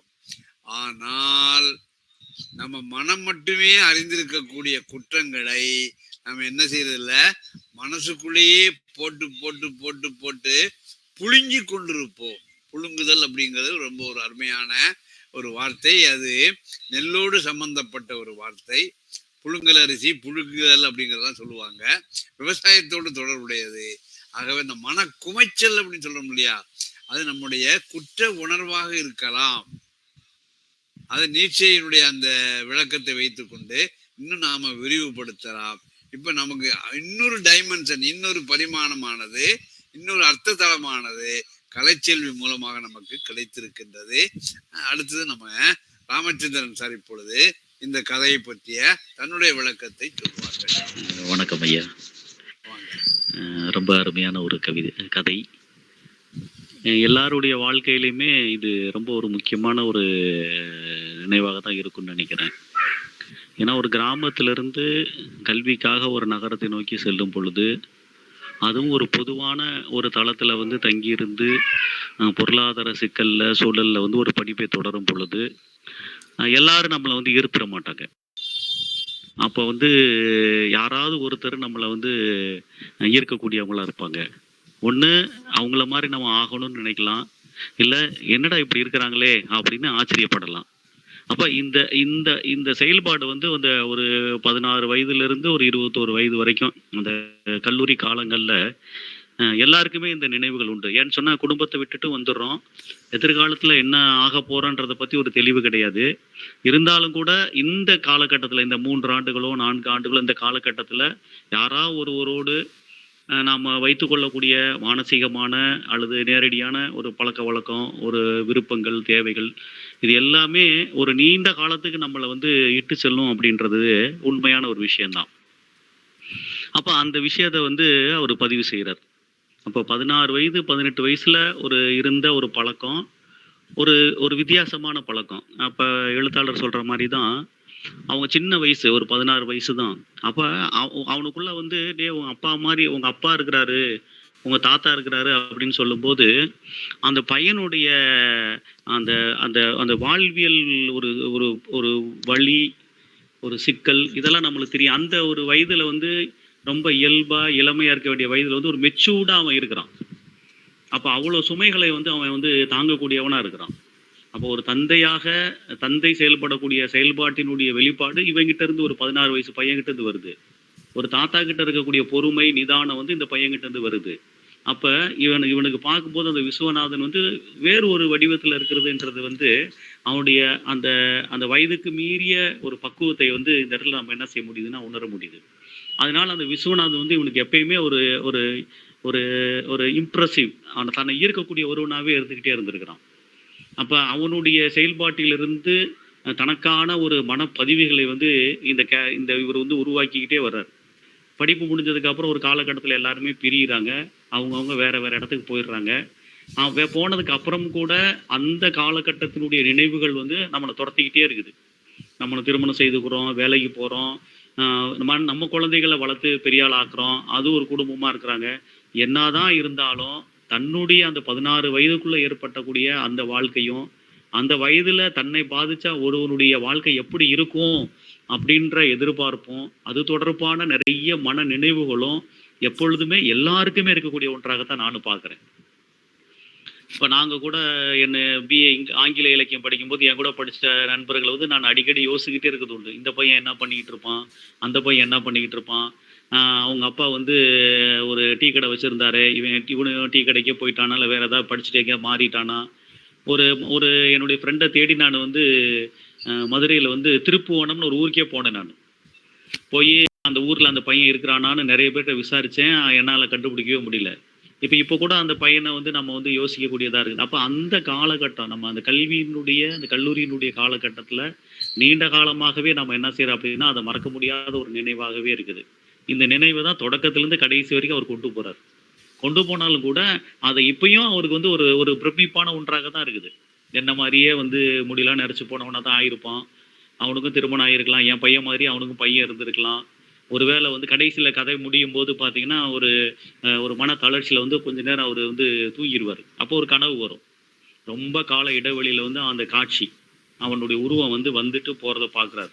அப்போ பார்க்கும்போது அவனுக்கு என்ன தோணுது அப்படின்னா, இந்நேரத்தில் கூட அவன் வந்து இறந்து கூட போயிருக்கலாமே அப்படின்னு வந்து அவர் நினைக்கிறார். அப்போ அந்த அந்த நினைவிலிருந்து மீள முடியாத ஒரு செயல்பாடு. அந்த தூரம்ன்றது என்னன்னா, அந்த 16 வயசுலேருந்து இன்னைக்கு எனக்கு 60 வயசு வரைக்கும் இருக்கக்கூடிய தூரத்தை கூட எடுத்துக்கலாம். இல்லை நான் வாழுகின்ற இந்த இடம், நாங்கள் பழகி இருந்த அந்த தமிழ்நாடுன்ற இடத்த கூட எடுத்துக்கலாம். எவ்வளோதான் தூரம் இருந்தாலும் 2 மனதுகள் வந்து ரொம்ப நெருக்கமாக இணைந்து கொள்ளக்கூடிய ஒரு பண்பை வந்து அதில் பார்க்குறோம். அப்போ நீட்சியினுடைய ஒரு கருத்து கூட சொல்லுவாங்க, பழமை வந்து நிகழ்காலத்தில் வந்து நம்மளுக்கு ஒரு வலிமையை தரணும் அப்படின்றது. அது உண்மைதான்.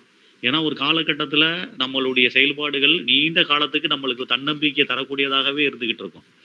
அப்படிப்பட்ட பண்பு தான் அவர் விஸ்வநாதர்கிட்ட பார்ப்பதாக எனக்கு தோன்றுதுங்க ஐயா. அப்போ தூரம் என்பது பெரிதாக இல்லை என்பதாகத்தான் அது நகன்று செல்வதாக கருதுகிறேன். நன்றி ஐயா. பேராசிரியர் ராமச்சந்திரன் அவர்கள் அவங்களுடைய வாசிப்புல தூரம் கதைப்பிரதியானது அவர்களுக்கு என்ன ஒரு அர்த்த தளத்தை காண்பித்தது என்று அவர்கள் சொன்னார்கள். நாம உண்மையிலே பெரும்பாலும் சில இளமை பதிவு தடங்கள்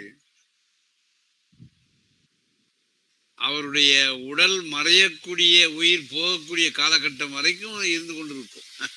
இது நடைமுறையில் நீங்க பார்த்தாச்சுன்னு சொன்னா, சில வயசானவர்கள் 80 வயது 90 வயசாயிரும், படுக்கையிலே கிடப்பாங்க, உயிர் வந்து போவாது.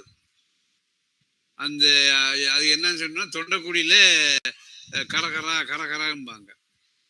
தொண்டையில ஏன் கரகரான்னு சொல்லியாச்சுன்னு சொன்னால், அந்த எச்சில் வந்து நுரையீரலுக்கோ அல்லது மற்ற இடங்களுக்கு போக முடியாமல் தடுத்து கொண்டிருக்கிறது. அது தொண்டைக்குடியில கரகரான்னு இருக்கும். உடனே இங்க இருக்கக்கூடிய பெண்கள் எல்லாம் என்ன சொல்லுவாங்கன்னா, இவருக்கு ஏதோ ஒன்று ஒரு நிலத்தின் மேலோ அல்லது ஒரு வீட்டின் மேலோ அல்லது ஏதாவது ஒரு பொருளின் மேலோ இருக்கிறது. ரொம்ப சுருக்கமா சொல்லிடுவாங்க, இவருக்கு வயக்காட்டு மேல ரொம்ப கடைசி காலம் வரைக்கும் ரொம்ப ஆசையா இருந்தாரு. அப்ப என்ன செய்யணும், அந்த வயக்காட்டில் இருக்கக்கூடிய களிமண்ணை கொஞ்சம் எடுத்துட்டு வந்து அதை தண்ணியில கரைச்சி அதை வாய்க்குள்ள ஊத்துனா சரியா போயிடும். நம்ம சாதாரணமா நடமாடி கொண்டிருக்கக்கூடிய காலகட்டத்திலே களிமண்ணை வந்து தண்ணியில் சேர்த்து போட்டோம்னா மூச்சு திணறும். அது ஏற்கனவே மூச்சு திணறக்கூடிய ஆளா இருந்துன்னு சொன்னா களிமண் தொண்டைக்குழிக்குள்ள போன உடனே அந்த போக இடம் இல்லாம சப்புன்னு உயிர் போயிடும். அப்போ அவன் எல்லாரும் என்ன சொல்லுவாங்க, இவருக்கு அந்த நிலத்து மேல ரொம்ப விருப்பமா ஆசையா இருந்தது, அது வாய்க்குள்ள தனியா போன உடனேயே உயிர் போயிட்டு அப்படின்னு சொல்லுவாங்க. அப்ப அறிவு ரீதியாக அதுக்கு சொல்லக்கூடிய ஒரு காரணம், மக்கள் நம்பிக்கையினுடைய அடிப்படையில சொல்லக்கூடிய ஒரு காரணம், இது எல்லாம் நாம வந்து என்ன செஞ்சிருக்கோம், தமிழகத்திலே நிலவி கொண்டிருக்கிறது. ஆனா நீங்க இன்னொரு விதத்துல நீங்க பாருங்க, இந்த கதை சொல்லியை சொல்லக்கூடிய கதை ஆக்கி ஒருவேளை வேறொரு மாநிலத்தில இருந்து கொண்டு அந்த விஸ்வநாதன் என்று சொல்லக்கூடிய ஒன்றை தாய் மண்ணாக தன்னுடைய மொழி பேசக்கூடிய தாய் நிலமாக அவர் பார்க்கிறார் அப்படின்னு சொல்லியாச்சுன்னு சொன்னா, நாம ஆரம்ப காலத்துல பார்த்திருக்கக்கூடிய அந்த பூமி பரப்பு, மொழி பேசக்கூடிய அந்த பூமியினுடைய தன்மை எப்படி இருந்தது, இந்த ஒரு 50-60 காலங்களிலே இந்த தாய்மொழி தமிழகம் என்று சொல்லக்கூடிய இந்த பூமி பரப்பு எப்படியெல்லாம் சிதிலம் அடைந்திருக்கிறது. அதனால அதை பற்றி யாருமே சொல்லதுக்கு கூட என்கிட்ட பேச வேண்டாம் அப்படிங்கிற ஒரு என்ன சொல்றது, அது ஏற்படுத்திய ஒரு அசூயை அருவருப்பினாலே கூட அந்த விஸ்வநாதன் என்பவர் மனித உயிராக இல்லாமல் தான் பிறந்த அந்த தாய்மொழி பேசக்கூடிய ஒரு நிலமாக கூட என்ன செஞ்சிருக்கலாம். இந்த கதையை நாம என்னன்னா உருவகிக்கலாம். அது அல்ல, நாம் என்ன செய்யறோம், ஒரு கற்பனையோடு பேசுகிறோம். இதுவா இருக்கலாம், அதுவா இருக்கலாம். இது இல்லைன்னு யாருமே நமக்கு சொல்ல முடியாது. இது வாசகனுக்கு கிடைத்திருக்கக்கூடிய ஒரு உரிமை. அந்த உரிமைக்கு இடம் தரக்கூடிய விதத்திலே தான் இந்த கதைப்பிரதியானது அமைந்திருக்கின்றது. நமக்கு நிறைய பேர் பேச இருக்கிறார்கள். கலை அவர்கள் தாங்கள் இந்த நிகழ்விலே பங்கேற்க வேண்டும் என்று எனக்கு செய்தி அனுப்பி இருக்கிறார்கள். அவர்களை தங்களுடைய கருத்தை சொல்லுமாறு அன்போடு நான் கேட்டுக்கொள்கிறேன். கலை அவங்க நீங்க பேசலாம். இருக்கீங்களா? சொல்லுங்க. நான் பேசிட்டேன், கலைச்செல்வின்னு சொன்னேன்ல, நான் தான் பேசிட்டேன். அப்படியா? இல்ல, உங்களுக்கு மறுபடியும் ஒரு மெசேஜ் மாதிரி வந்திருந்தது, அதைத்தான் நான் பரவாயில்ல. நல்லதுமா, நல்லது. சரி, வேறு நம்ம ராஜா இருக்கிறாங்களா? ஐயா இருக்கிறீங்க. சொல்லுங்க ராஜா, நீங்க சொல்லுங்க. சரிங்க, நிச்சயமா. அனைவருக்கும் வணக்கம். இப்படி ஒரு வாய்ப்பு கொடுத்த ஐயா அவர்களுக்கும் இங்கே என்ற அமைப்புக்கும் நன்றி தெரிவித்துக் கொண்டு இந்த தூரம் கதை குறித்த பதிவினை பேச முற்படுகிறேன். முன்னாடி பேசின தோழர்கள் அவங்களுடைய கருத்துக்களை சிறப்பா செஞ்சாங்க. அதுல குறிப்பா அந்தோனிராஜ் ஐயா தூரமாகி போதல் அப்படிங்கிற ஒரு சிந்தனையை பத்தி பேசிட்டு இருந்தாங்க. முத்தையன் தோழர் அது உன்னோட ஒண்ணு அது அழித்து எழுதுதலை பத்தி சொன்னாங்க. ஆனா அவங்க வேற வார்த்தையில அதை சொன்னாங்க. அது அந்த கதை முழுக்க இருக்குன்னு நினைக்கிறேன் அவர் சொன்ன அந்த விஷயம். உதாரணத்துக்கு நோட் புத்தகம் எடுத்துக்கலாம். இப்ப நம்ம ஒரு உதாரணத்துக்கு முன்னாடி தோழர்கள் ஒரு கேள்வி கேட்டாங்களா, அதுல இப்ப கதை ஒருவருக்குள் ஒருவரை பார்ப்பது அப்படிங்கிற அந்த இதை பத்தி ஒருத்தர் கேள்வி கேட்டிருந்தாங்க. விஸ்வநாதன் நினைக்கிறானே அது உண்மையா, விஸ்வநாதனை பத்தி நினைக்கிறாங்களே அது உண்மையாலாம் கேட்டிருந்தாங்களா. இப்ப இந்த கேள்வியை எழுப்புவதும் அந்த கதை சொல்லியாக இருக்கிறார், அதை மறுப்பதும் அந்த கதை சொல்லியாக இருக்கிறார். இந்த கதையில நடக்கும் இதுதான் முத்தையன் தோழர் ஒரு இடத்துல சுட்டி கட்டி காட்டினார். அதாவது இந்த கதை முழுக்க எப்படி கட்டமைஞ்சிருக்குன்னா, உருவாக்கி அழித்தல் அப்படிங்கிற ஒரு தன்மை போயிட்டே இருக்கு. உதாரணத்துக்கு நோட்டு புக்ல விஸ்வநாதன் பேர் இருக்கான்னு தேடுறாரு, விஸ்வநாதன் பேர் இல்ல, சரி தான் பேர் இருக்குதான்னு தேடுறாரு, இல்ல இருக்கு. அப்ப நம்ம இப்படி நினைக்கும் பொழுது வாசகை படிச்சுட்டே இருக்கும்போது இந்த கதை இங்கதான் போய் முடியும், இப்ப இதுதான் நடக்கும் அப்படின்னு நம்ம யூகிப்போம் தெரியுங்களா. அந்த யூகத்தைக்கான வாய்ப்புகளே இந்த கதை கொடுக்கறது இல்லை. நம்ம ஒரு வாசகன் உயிர்த்துணர் இந்த கதை அடுத்து இப்படித்தான் போகுங்கிற இந்த உயிர்த்துணர்தலை வழக்கமான கதைகள், பழைய முறையிலான கதைகள் நம்ம கொடுத்து கொண்டே போகும். அப்ப அது என்னன்னா வாசகனை தக்க வச்சு கொண்டே இருக்கும். இப்போ அடுத்து இது நடக்க போகுது, ஒரு சுவாரஸ்யத்தை கூட்டிக்கிட்டே போகும் இல்லைங்களா. அது ஒரு விதமான பாணினா, இதுல ஒரு விதமான சுவாரஸ்யம் கூட்டப்பட்டிருக்கு. என்ன அப்படின்னா, நாம் கற்பனை செய்வதை எல்லாமே கலைத்து போடுவது அப்படிங்கிறது. இப்ப அது நம்ம நினைக்கிறதுக்கு பூரா அதை அழிச்சு எழுதிக்கிட்டே இருக்கும். உதாரணத்துக்கு ஒரு இடத்துல படிச்சு காட்டுறப்ப உங்களுக்கு சில வேளை விஸ்வநாதன் என்பது என் வெறும் கற்பனையின் திருஷ்டியோ என்று கூட தோன்றும். ஒரு விஸ்வநாதன்ங்கிறது என் மனசுல தோன்றியதோ அப்படின்னு தோன்றும்னு சொல்லிட்டு அப்படி இருக்காது என்று வலுவான ஒரு எண்ணம் எப்போதும் உடனடியாக மனதில் எழும். அப்படி உணர்வும் பயமும் பிரமையும் அகலும்படி என் மனம் ஆகியிருக்கிறது அப்படின்னு சொல்லி இது என்ன செய்யுதுன்னா, ஒரு விஷயத்தை இப்படியாக இருக்குமா அப்படியாக இருக்குமான்னு என்று ஒரு உருவகிக்கிறது, கற்பனை செய்கிறது. அந்த நான் கற்பனை செய்கிறது, அது இல்லை என்று அதுக்கு பதிலும் கூறுகிறது. அதுக்கு இப்படியாத்தான் இருக்கும் என்று இன்னொரு கிளை பிரிகிறது. உருவாகி அதை இன்னொன்றாக மாற்றி இன்னொன்றாக கிளை பிரிக்கிறது. இப்படி அதை நீங்க நோட்டு புத்தகத்தினுடைய எக்ஸாம்பிளும் சொல்லலாம். இப்படி அதுக்குள்ள கதை இருந்தோ இப்படி கிளை பிரிச்சுக்கிட்டே போகும். அந்த கதைகள் உருவாகும், அதை இல்லைன்னு மறுக்கும், அப்புறம் கிளை பிரியும். இப்படிங்கிற ஒரு பாணியில அந்த கதை இருக்கிறதா சொல்லுது. அப்ப இதனால வாசகர்கள் எந்த முன்முடிவு கொண்டும் இந்த கதைக்குள்ள டிராவல் பண்ண முடியாது. அப்படி கதையின் ஓட்டத்திலேயே ஒரு முன்முடிவை உருவாகுவதை இது தடுக்கிறது. வழக்கமான கதைகள், பழைய கதைகள் ஒரு முன்முடிவை உருவாக்கி நம்ம ஒரு திசையிலே செலுத்தி கொண்டிருக்குமே அல்லவா, அந்த திசையை இது திட்டமிட்டு அழிக்கிற ஒரு உத்தியில் இந்த கதை எழுதப்பட்டிருக்கிறது என்று நான் முத்தையன் தோழரின் வாசிப்பின் நீடாக நான் புரிந்து கொள்கிறேன். இப்ப இன்னொரு இடத்துக்கு நான் நகர்றேன். இந்த விஷயத்தை இப்படியே விட்டுட்டு இந்த தூரம் அப்படிங்கிற ஒரு விஷயத்துக்குள்ள வரலாம்னு நினைக்கிறேன். இந்த தூரத்துல இந்த கதை சொல்லி நான் அப்படிங்கிறவரு ஒருத்தர் இந்த ஒருவருக்குள் ஒருவரை பார்க்கக்கூடிய ஒரு தன்மையை சொல்றாரு இல்லைங்களா? அதே நேரம் விஸ்வநாதன் வந்து ஒரு மரபின் தொடர்ச்சியா இருக்கணும். அதாவது வந்து தன்னுடைய உடல் மூலமாக தன்னுடைய அப்பா தாத்தாவாக இருந்து அவர்கள் வாழ்ந்து கொண்டிருப்பதாக அவருடைய முகத்தோற்றத்திலே தெரியுது, அல்லது உடல் தோற்றத்திலே தெரியுது. அதாவது ஒரு கடந்த கால மனிதர்கள் நிகழ்காலத்தில் வாழ்ந்து கொண்டிருப்பதாக அந்த தோற்றம் காட்டுகிறது. அது ஒரு புறத்தோற்றம். சரிங்களா? அதாவது விஸ்வநாதன் என்பவன் மரபின் தொடர்ச்சியாக வாழ்ந்து கொண்டிருக்கிற ஒருவனாக இருக்கிறான். இது ஒண்ணு. அப்படியே இந்த கதை சொல்லி என்னவா இருக்கிறான்னா, அவன் மரபின் தொடர்ச்சியாக வாழக்கூடியவன் அல்ல, ஆனால் அதே நேரம் மரபின் தொடர்ச்சியை கண்டுபிடிக்க தெரிந்தவனாக இருக்கிறான். அப்ப அவனுடைய மரபின் தொடர்ச்சி அகமாகி போயிருக்கிறது. இவருடைய மரபின் தொடர்ச்சி அகமும் புறமும் இணைந்த செயல்பாடாக இருக்கிறது. விஸ்வநாதன் என்பவன் இப்பொழுது மரபின் தொடர்ச்சியாக செயல்பட்டு கொண்டிருப்பவனாக இருக்கிறான். இதனாலதான் நான் வந்து ஏற்கனவே நான் பேசும்போதே இதை சொல்லியிருக்கிறேன். ஏற்கனவே இந்த கதை விவாதிக்கப்படும் போதே சொல்லியிருக்கிறேன். நம்மளுடைய இதுலயே இது ஏற்கனவே 2வது முறை விவாதிக்கப்படுகிறது இந்த கதை. ஆனா ஏற்கனவே விவாதிக்கும் போதே சொன்னேன், இது இலங்கையின் நீட்சியாக பிரபாகரன் உருவான மரபின் தொடர்ச்சி. அப்படி இதை இணைத்து புரிந்து கொள்ளலாம்லாம் நான் பின்னாடி ஏற்கனவே பேசியிருக்கிறேன். நான் இப்பவும் அந்த விஷயத்தை தான் சொல்றேன். விஸ்வநாதன் வழியாக ஒரு மரபின் தொடர்ச்சியை கண்டுபிடிக்கக்கூடிய ஒரு அகமாந்தராக இந்த நான் வருகிறான் அப்படிங்கிறது.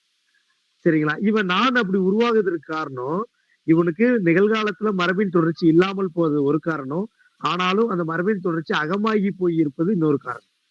அப்ப அகமும் புறமும் இங்க சந்தித்துக் கொள்வதாக நானும் விஸ்வநாதனையும் நாம் புரிந்து கொள்ளலாம்.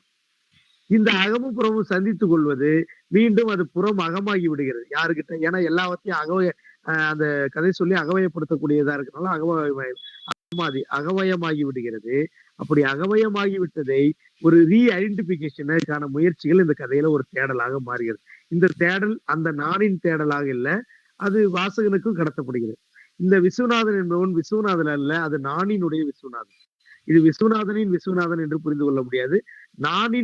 நான் தனக்குள் உருவாக்கி கொண்ட ஒரு விஸ்வநாதன். அப்ப இவ்வாறு ஒவ்வொருவரும் ஒரு மரபின் தொடர்ச்சியை தனக்குள்ளாக உருவாக்கும் பொழுது அது ஒரு இடத்துல சங்கமிக்கும். அப்படி சங்கமிக்கும் பொழுதுதான் ஒரு குழுவாக மாறி ஒரு போராட்ட உணர்வாக மாறும். மொழிப்போர் சரி மும்மொழி கொள்கை பிரச்சனை வருது, அப்புறம் தொல்காப்பியர் அகத்தியர் பிரச்சனை வருது, அதுக்கப்புறம் வந்து இப்ப வந்து தொகுதி மறுவரை பிரச்சனை வருது அப்படின்னா இதெல்லாம் நிகழ்கால பிரச்சனைகள். ஆனா இந்த நிகழ்கால பிரச்சனைகளுக்கு ஆளாளுக்கு தனித்தனியா கருத்து சொல்றாங்கன்னா இந்த கருத்துக்கள் வந்து ஆர்கனைஸ்ட் ஆகாம உதிரிகளா இருக்குது இல்ல. இந்த உதிரிகளா இருக்கிறதுக்கு காரணம் அவங்க ஒரு மரபின் தொடர்ச்சியா இல்லாமல் போவதுதான் காரணம். இந்த மரபின் தொடர்ச்சி தனித்துவமா தனித்தனி மனிதர்கள்ட்ட உருவாகும் பொழுது இந்த மரபின் தொடர்ச்சி இது மாதிரியான புறசக்திகள் வந்து தாக்கும் பொழுது திடீர்னு எமர்ஜ் ஆகும். இந்த எமர்ஜ் ஆகிற சூழ்நிலை இப்ப ஏன் இல்லைன்னா யாரும் மரபின் தொடர்ச்சியா இல்லைங்கிறது தான். இந்த சூழ்நிலை தான் இங்க கதையா மாறிடுது. அப்ப மரபின் தொடர்ச்சியாக நிகழ்காலத்தில் இருக்கக்கூடிய ஒருவரும் மரபின் தொடர்ச்சி இல்லாமல் அகவயமாகி போன ஒருவரும் சந்தித்துக் கொள்ளும் பொழுது என்ன நடக்கும் அப்படிங்கிறது இந்த கதை வந்து ஒரு பரிசோதனை முயற்சியாக உருவாக்கி வைத்திருக்கிறது. இந்த பரிசோதனை முயற்சியில வாசகன் தன்னுடைய மரபை தேடுகிற வகையில், ஏன்னா அடுத்து என்ன நமக்குள்ள ஒரு தேடலை உருவாக்குறதுனால நாம் நமக்கான ஒரு அகவழி பயணம் நிகழ்த்த போறோம். எப்படி இது நிகழ்த்த போறோம் அப்படின்னா, வழக்கமா நம்ம வந்து மரபை எப்படி பார்க்கணும்னா உடலியல் தொடர்ச்சியா பார்ப்போம். உடல் பரிணாமம், உடல் தோற்றம், உடல்ல வந்து மூக்கு இப்படி இருக்குது, நாக்கு இப்படி இருக்குது, மூஞ்சி இப்படி இருக்குது, உடல்ல கை பருமன் இப்படி இருக்கு. ஓ, நீ இந்த பரம்பரையில வந்தவனா, இந்த மரபின் தொடர்ச்சியா, நீ தமிழன் தொடர்ச்சியா, நீ இந்த இப்படின்னு ஒரு தொடர்ச்சியை உடல் வழியில காண்ற ஒரு மரபணு தொடர்ச்சி இல்ல. இந்த மரபணு தொடர்ச்சி நமக்கு தேவை என்பதுதான், அது மறுப்பதற்கு இல்லை. அது இயல்பாக நிலம் சார்ந்தும் அந்த உடல் உறவு சார்ந்தும் அது மரபணு ரீதியா நமக்கு கடத்தப்படுது. சரியா? டிஎன்ஏ எல்லாம் அதை சொல்றாங்க. சரி, அது வழியா நமக்கு கடத்தப்படுது. ஆனால் நினைவு தொடர்ச்சி ஒன்று இருக்கிறது. இந்த நினைவு தொடர்ச்சி தான் இந்த கதை முக்கியத்துவப்படுத்துகிறது. நினைவு தொடர்ச்சியை நாம் தக்க வைத்துக் கொள்ள வேண்டிய காலகட்டத்தில் நாம் வாழ்ந்து கொண்டிருக்கிறோம். இந்த நினைவு தொடர்ச்சி அறுபட்டு விடுமானால், நினைவின் இயக்கம் அறுபட்டு விடுமானால், நாம் நிகழ்காலத்தில் வாழ்ந்து கொண்டிருக்கக்கூடிய, அதாவது துண்டுபட்ட மனிதர்களாக ஆகிவிடுவோம். அதாவது வந்து மரபற்றவர்களாக மாறிவிடுவோம். மரபற்றவர்களாக மாறிவிட்டால் நாம் வந்து சிதைந்து விடுவோம், அல்லது புறசக்திகள் நம்மை சிதைத்து விடும் என்பதாக புரிந்து கொள்ளலாம். அப்ப இந்த கதை இறுதியில வந்து உங்களுக்கு தெரியும், இறுதியில அது எங்கெல்லாம் போகுதுன்னு சொல்லிட்டு, இறுதியில வந்து பேரன் மூலமாக அது கடந்த காலத்தை மூன்றாவது ஜெனரேஷன் பேரன் மூலமா மீட்டெடுக்கக்கூடியதா அது வந்து மாட்டும். அதாவது நினைவாகி போன, அதாவது நானுகிட்ட நினைவாகி போன விஸ்வநாதன் மூன்றாவது ஜெனரேஷன் பேரன் வழியாக தொடர்வதாக அந்த கதை முடிகிறது. இந்த தொடர்வதற்கு காரணமே தூரங்கிற இடத்த தான் அதை ஐடென்டிஃபை பண்ணுது. சரிங்களா? இந்த தூரம், ஏன்னா அப்பா நம்ம கூடவே இருப்பாரு, ஒவ்வொருத்தரும் நம்ம கூடவே இருப்பாங்க. இதை ஒற்றி நிற்றல் நம்ம சொல்லுவோம். ஆனாலும் அப்பா சொன்ன ஒரு வாசகம் நம்ம மனசுல உறுத்திக்கிட்டே இருக்கும், அம்மா சொன்ன ஒரு வாசகம் நம்ம மனசுல உறுத்திக்கிட்டே இருக்கும். அல்லது அப்பா அம்மா சொன்ன அந்த ஒரு வாசகத்துக்காக நம்ம அப்பா அம்மாவை தொடர்ச்சியா நம்ம ஃபாலோ பண்ணுவோம். ஏன்னா அந்த ஒரு வாசகம் தான் ஏன்னா அப்பாவை ஒட்டுமொத்தம் நம்ம மனசுல பதிய வச்சுக்க முடியாது. சில நிகழ்வுகள் தான் நம்ம மனசுல பதிஞ்சிருக்கும், அல்லது ஒரு வாசகம் தான் பதிஞ்சிருக்கும். இது எப்படி இந்த ஒரு வாசகம் மட்டும் பதிஞ்சதுன்னா, அந்த வாசகமும் நம்ம மனசுல இருக்கிற சிந்தனையும் ஒரு குறிப்பிட்ட இடைவெளியில் சந்தித்துக் கொள்வதனால்தான் அந்த வாசகம் நம்ம மனசுல பதிகிறது. அது நெகட்டிவா இருக்கலாம், பாசிட்டிவா இருக்கலாம், அது இங்க விஷயம் இல்லை. அது போலதான் இந்த 2 மனிதர்களும் சந்தித்து கொண்டது குறைவாக இருந்தாலும் நினைவெளியிலே பயணம் செய்வதற்கு காரணம் இதுக்குள்ள ஒரு மரபின் தொடர்ச்சி இருப்பதுதான். இந்த சந்திப்பு காரணம் அவங்க ரெகுலரா பழகல, ஒட்டி நின்று பழகல, ஆனாலும் அவங்க சந்திச்சுக்கிறாங்க, தொடர்ச்சியா நினைவுல இருக்கிறாங்கன்னா ஒரே காரணம் தான், தூரம் பிசிக்கலா தூரமா இருக்கிறாங்க, ஆனா மனதளவுல ஒட்டி நிக்கிறாங்க அப்படிங்கிறது. இந்த மனதளவுல ஒட்டி நிக்கிறதுங்கிறது தான் மரபு வழி சிந்தனை இயக்கம் அல்லது நினைவின் இயக்கம். நம்ம இயக்கவியல் சிந்தனையை மார்க்சியத்துல நம்ம படிப்போம். இயக்கவியல் பொருள் முதலாவது அடிக்கடி நம்ம ராமச்சந்திரன் சார் இயக்கவியலை பத்தி பேசிட்டு இருப்பாரு. இந்த இயக்கவியல் சிந்தனைய நாம இப்பொழுது மொழிவையை பற்றி அல்லது மொழி அமைப்பில் சிந்தனை வந்த காலகட்டத்துல, அப்ப உளவியல் சிந்தனை வந்துருச்சு அப்படிங்கிற காலகட்டத்துல, நம்ம உளவியலை மொழியாக பார்க்கக்கூடிய லக்கானிய சிந்தனை வந்திருக்கிற காலகட்டத்துல, நமக்கிட்ட ஒரு மொழி மரபு தொல்காப்பிய தொடர்ச்சி இருக்கிற காலகட்டத்துல, நாம் நினைவாகி போனவர்கள், நம்முடைய மரபு நினைவாக தொடர்கிறது. அப்ப அந்த நினைவாகி தொடர்றதுனால ஒரு இயக்கம் ஒண்ணு இருக்குது இல்லைங்களா? இந்த நினைவின் இயக்கத்தை தக்க வைக்கணும் அப்படிங்கறதா இந்த கதை நமக்கு சொல்லுது. இந்த நினைவின் இயக்கம் தூரம் வழியா தான் டிராவல் பண்ணும், ஒட்டி நிக்காது. அதாவது பிசிக்கலா அது தூரமா இருக்கும், நான் பிசிக்கலா ஒட்டி நிற்கும். இந்த ஒட்டி நிக்கிறத நம்ம தூரமாகிய புறத்தை கொண்டு அடையாளப்படுத்திக்கிட்டே இருக்கணும். இந்த அடையாளப்படுத்திக்கிட்டே இருக்கணும் அல்லது அதை கிரியேஷனா உருவாக்கிக்கிட்டே இருக்கணும் அப்படிங்கறதுதான் இந்த கதை சொல்லுது. இந்த கதையினோட இறுதியில கனவுன்னு தான் சொல்லி முடியும், கனவுல அந்த உருவம் வந்ததா முடியும். ஏன்னா கனவு வழியாக தான் அதை மீட்டெடுக்க முடியும். ஏன்னா புனைவுல உருவாக்கக்கூடிய ஒரு தர்க்கங்கிறது கனவு வழியாக வெளிப்படக்கூடிய ஒண்ணுன்னு நினைக்கிறேன். இப்ப ஏன்னா நனவிலியாகி போன ஒரு விஷயங்களை, கூட்டு நினைவிலியா இருக்கிற ஒரு விஷயங்களை நினைவின் வழியாக மட்டும் கடத்திட முடியாது. அந்த கூட்டு நினைவிலிங்கிற விஷயத்த கனவு வழியாக தான் சமூகத்தோட கனெக்ட் பண்ண முடியும். அதனாலதான் கடைசியில கனவாக 2 பெரிய பெரிய கண்களையும் அதே தோற்றத்தோடு வந்ததா அந்த கதையில வரும். இந்த பெரிய பெரிய கண்கள் எல்லாம் எனக்கு பிரபாகரனை நினைவூட்டுவதாக நான் புரிந்து கொள்கிறேன். பிரபாகரன் கிடையாது, பிரபாகரனுக்குள்ள இருக்கக்கூடிய மரபின் தொடர்ச்சி. பிரபாகரன் அதை புறவயமாக்கி காட்டினார், நமக்கு அகமரபின் நினைவின் இயக்கத்தை சாத்தியப்படுத்தி காட்டினார். இப்படி அடிக்கடி சில மனிதர்கள் சமூகத்தில் தோன்றி சாத்தியப்படுத்தி காட்ட வேண்டியது இருக்கிறது. இல்லை என்றால் அந்த மரபின் தொடர்ச்சி அறுபட்டு வரும். மரபின் தொடர்ச்சி இது போல சாத்தியமாக்கி கொள்ளக்கூடிய நிகழான சக்திகள் உருவாக்கப்பட வேண்டும். இந்த உருவாக்குதலுக்கான உத்தி எங்க இருக்குன்னா இலக்கியத்துலதான் இருக்கு. இலக்கியத்தாலதான் அது சாத்தியம். ஏன்னா இலக்கியத்துக்குள்ளதான் இந்த எப்படி மண்புழு எப்படி கீழே இருக்கிற மண்ணை பிரட்டி மேல கொண்டு போடுகிறதோ, அது போல இலக்கியம்தான், தொடர் வாசிப்பு தான் நம்ம உள்ள இருக்கக்கூடிய அகத்தில் இருக்கக்கூடிய சிந்தனைகளை புறவயமாக்கி போட்டுவிடும். அப்படி புறவயமாக்கி போடும்போது ஒரு மாபெரும் சக்தி ஒண்ணு உருவாகி அது சமூகத்துல பெரிய இயக்கமாக மாறும். இப்ப இதுதான் தனி மனிதனா தொடங்கி இயங்கி அது மாறுறதுங்கிறதா. இது ஒவ்வொரு தனி மனிதனுக்குள்ளேயும் இந்த மரபின் தொடர்ச்சி உருவாக்குனாதான் அதுல இருந்து எமர்ஜ் ஆகிற ஒரு பெரிய தலைவன் முத்துக்குமார் போன்ற அதை உணர்ந்தக்கூடியவர். இதிலே வானத்தை பிளக்க முத்துக்குமார் எழுப்பிய ஆதிக்குறைகள் ஒண்ணு இருக்கும். அவன் நிகழ்காலத்துல நமக்கு ஒரு எவிடன்ஸா மாறி நிற்கிறாரு முத்துக்குமார். இது போன்ற ஒரு எவிடன்ஸா மாறும்போது அவருக்கு பின்னாடி பல பேர் அணிதிரளணும் அப்படின்னா எல்லாருடைய தனி மனிதனுக்குள்ள இருக்கக்கூடிய அகவய சிந்தனையும் நினைவுகளின் வழி மீட்டெடுக்கக்கூடிய ஒரு பெரிய ஒரு சக்தி உருவாகணும். அது நினைவுக்குள்ள இவங்கிட்ட இருக்கிறத அவங்க கிட்டே அந்த வாசிப்பு உருவாகணும். அதாவது நான் என்ன சொல்றேன்னா, ஒவ்வொரு தனி மனிதனுக்குள்ளேயும் ஒரு வாசிப்பின் வழி அவனுடைய நினைவை புரட்டி போட்டு கொண்டே இருக்க வேண்டும் இலக்கிய வாசிப்பு அப்படிங்கிறதான். அதுக்கு இது போன்ற கதைகள் தான் பரிச்சயம். அப்ப நினைவுக்குள்ள ஒரு இயக்கம் இருக்கிறது, அந்த இயக்கத்தை நாம் சாத்தியப்படுத்தி கொண்டே இருக்க வேண்டும். அது மொழியினால்தான் சாத்தியம் அப்படிங்கிறதுனாலதான். அப்ப இப்ப இருக்கிற புறத்துல இருக்கிற ஒரு விஷயத்தை அகமாக்கணும், அகத்துல இருக்கிற ஒரு விஷயத்தை புறமாக்கணும். இந்த அகப்புற விளையாட்டை மொழி வழியாக நினைவு, கனவு, இன்னப்பிற உத்திகள் வழியாக சாத்தியப்படுத்தணும். அதுக்கு உருவாக்கி அளித்தல்கிற உத்தி தான் ரொம்ப முக்கியம். அதுதான் அந்த கதையில வந்து அவரு செஞ்சிருக்கிறாரு. அப்ப உருவாக்கி அந்த கதை சொல்லி செஞ்சிருக்காரு. அப்ப உருவாக்கி அளித்தல் வழியா தான் நம்மளுடைய பிசிக்கல் பாடி எப்படி மரபணு தொடர்ச்சியில வந்து இன்னைக்கு வரைக்கும் நம்ம வந்து 10 ஆண்டு 100 வருஷத்துக்கு முன்னாடி இருக்க தாத்தாருடைய முகம் இன்னைக்கு ஒரு பேர குழந்தைக்கு வருகிறதோ அதே போலதான் 100, 200, 5000 ஆண்டுகளுக்கு முன்னாடியே இருக்கிற நம்மளுடைய மரபார்ந்த தத்துவ சிந்தனைகள் இன்றைய நிகழ்காலத்தில் நம்மை வாழ வைப்பதாக நமக்கு வந்து ஒரு இயக்கவியல் சக்தியாக மாற்றக்கூடிய ஒரு தன்மை கொண்டது. அதை மொழியின அதாவது வந்து இது போன்ற இலக்கியங்கள் தான் சாத்தியம் அப்படின்னு நான் நினைக்கிறேங்க. நீங்க இந்த உரையாடலை இது மேலும் எடுத்து செல்ல வேண்டும். நன்றி. அதாவது வழமையாக புறம் அகம், நினைவு, கனவு,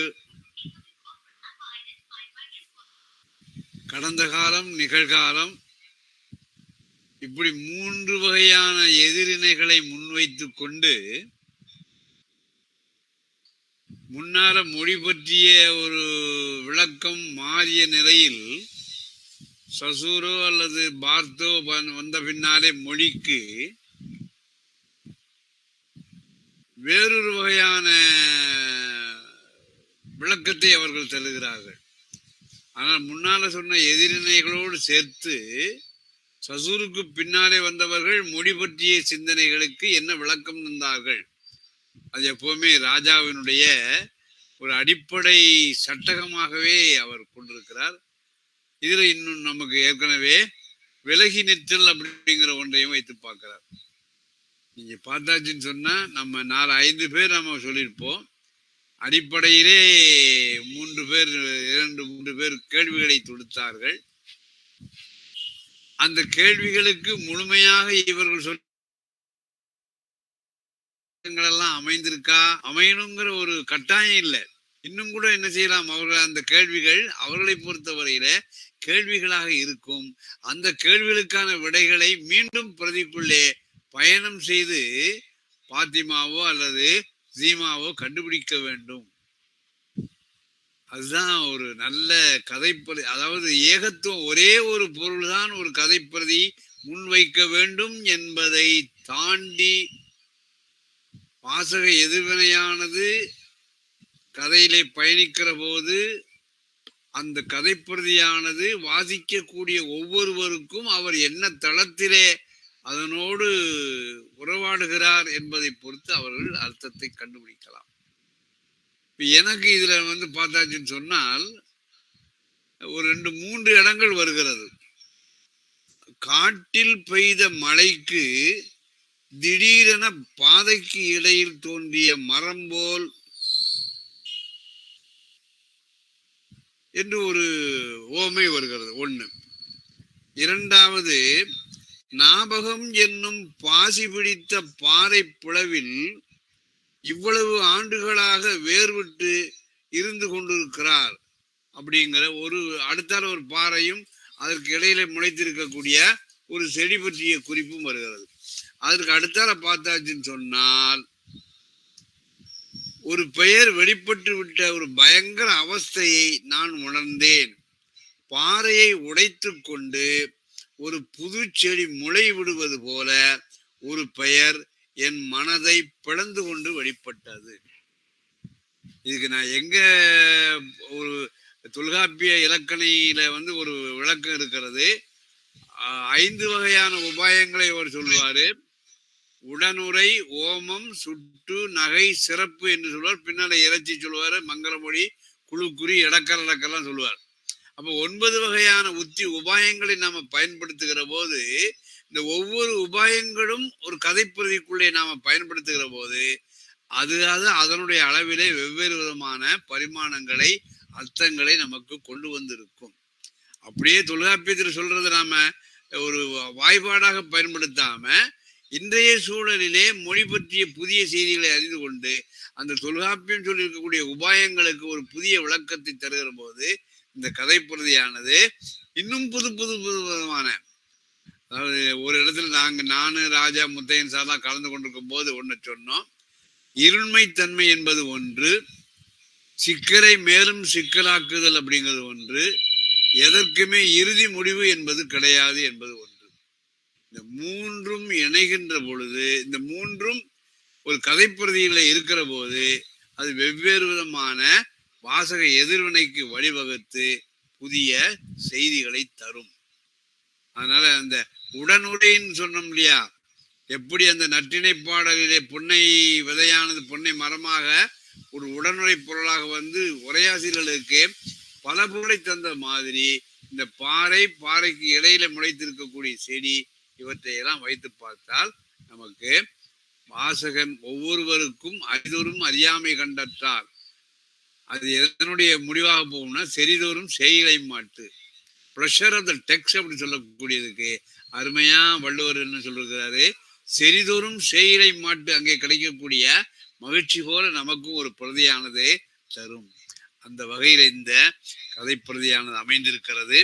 இதற்கிடையில 1-2 செய்திகளை மட்டும் சொல்லி வேறு யாராவது நீங்கள் வருவீர்களே ஆனால் நீங்கள் பேச வேண்டும் என்று கேட்டதோடு, வருகிற மார்ச் மாதம் 29ஆம் தேதி பாபநாசம் திருவள்ளுவர் கல்லூரியிலே ஒரு பயிலரங்கம் மாதிரி ஏற்பாடு செய்திருக்கின்றோம். அந்த கல்லூரியும் மேலும் வெளியிட்டகமும் தமிழ் இலக்கணிகளும் தற்கால மேலை இலக்கிய திறனாய்வு கோட்பாடுகளும் அப்படிங்கிற ஒரு பொதுமை பொருளில மேடை பேச்சாக அமையாம கலந்துரையாடல் மாதிரி ஆய்வு செய்யக்கூடிய ஆய்வாளர்களுக்கும் ஆய்வை நெறிப்படுத்தக்கூடிய நெறியாளர்களுக்கும் தமிழ் இலக்கியங்களிலே தமிழ் இலக்கிய வகைமைகளிலே பல்வேறு வாய்ப்புகள் காத்து கிடக்கின்றன. அவற்றை கலந்து பேசி நாம மேற்கொண்டு அந்த ஆய்வுலகத்தை புதுப்பிக்க ஒரு வாய்ப்பு இருக்கிறது. அதற்கான ஒரு அறிவு மடலை அந்த கல்லூரி நிர்வாகமானது நமக்கு ஏற்பாடு செய்து அனுப்ப போகிறது. பயணப்படி எல்லாம் அவர்கள் சொன்ன மாதிரி குறைந்த அளவு என்ன பயணப்படி கொடுக்க முடியுமோ அவர்கள் கொடுத்து விடுவார்கள்.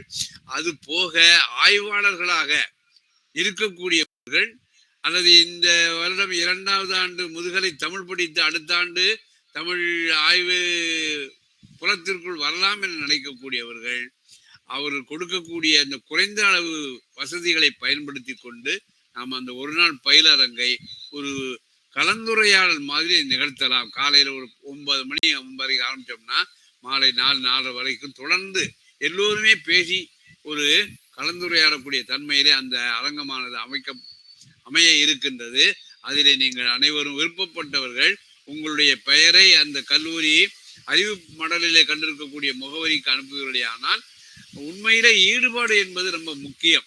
அதை மனதில் வைத்துக் கொண்டு அவர்கள் எவ்வளவு எண்ணிக்கையிலே சேர்க்கிறார்களோ அதற்கு தகுந்தபடி அவர்கள் முடிவெடுப்பார்கள். இப்பொழுது நாம் மறுபடியும் வருகிறோம். அடுத்த வாரம் நான் ஏற்கனவே சொன்ன மாதிரி பிளாட்ஃபாரம் அப்படிங்கிற கதையை நாம பேசு பொருளாக வைத்திருக்கிறோம்.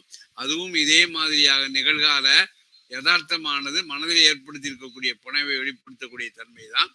அதிலேயும் நீங்கள் பங்கேற்க வேண்டும். உங்கள் அனைவருக்கும் அந்த பிரதியினுடைய நகலானது அனுப்பப்பட்டிருக்கிறது. அதை கதையை படியுங்கள் என்று சொல்லி இப்பொழுது வேறு யாராவது இதில் மேலும் கருத்துக்களை சொல்ல வேண்டும் என்று நினைப்பீர்களே ஆனால் நீங்க அதை சொல்ல வேண்டும்.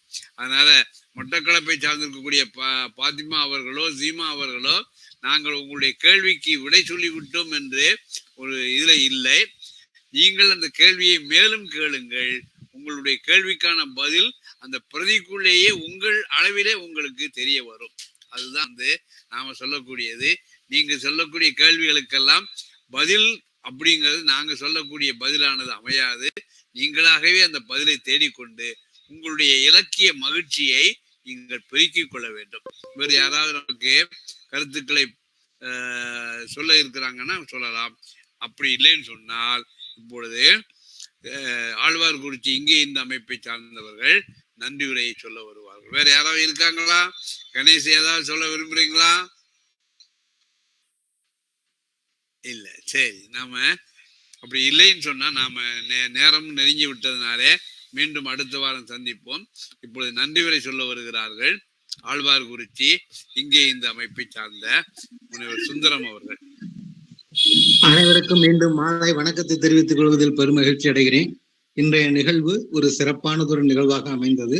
இந்த நிகழ்விற்கு வருகை தந்து தங்களுடைய விமர்சன கருத்துக்களை பதிவு செய்த அனைத்து இலக்கிய ஆர்வலர்களுக்கும், பேராசிரியர் பெருமக்களுக்கும், ஆராய்ச்சி மாணவர்களுக்கும், மேலும் சிவசு அவர்களுக்கும், பாளையங்கோட்டை மேலும் வெளியீட்டகம் மற்றும் ஆழ்வார்குறிச்சி இங்கே இந்த அமைப்பின் சார்பில் எங்கள் மனமார்ந்த நன்றியினை தெரிவித்துக் கொள்வதில் பெரும் மகிழ்ச்சி அடைகிறோம். மீண்டும் நாம் அடுத்த வாரம் புதன்கிழமை இணைய வழியில் சந்திப்போம். நன்றி. எல்லோரும்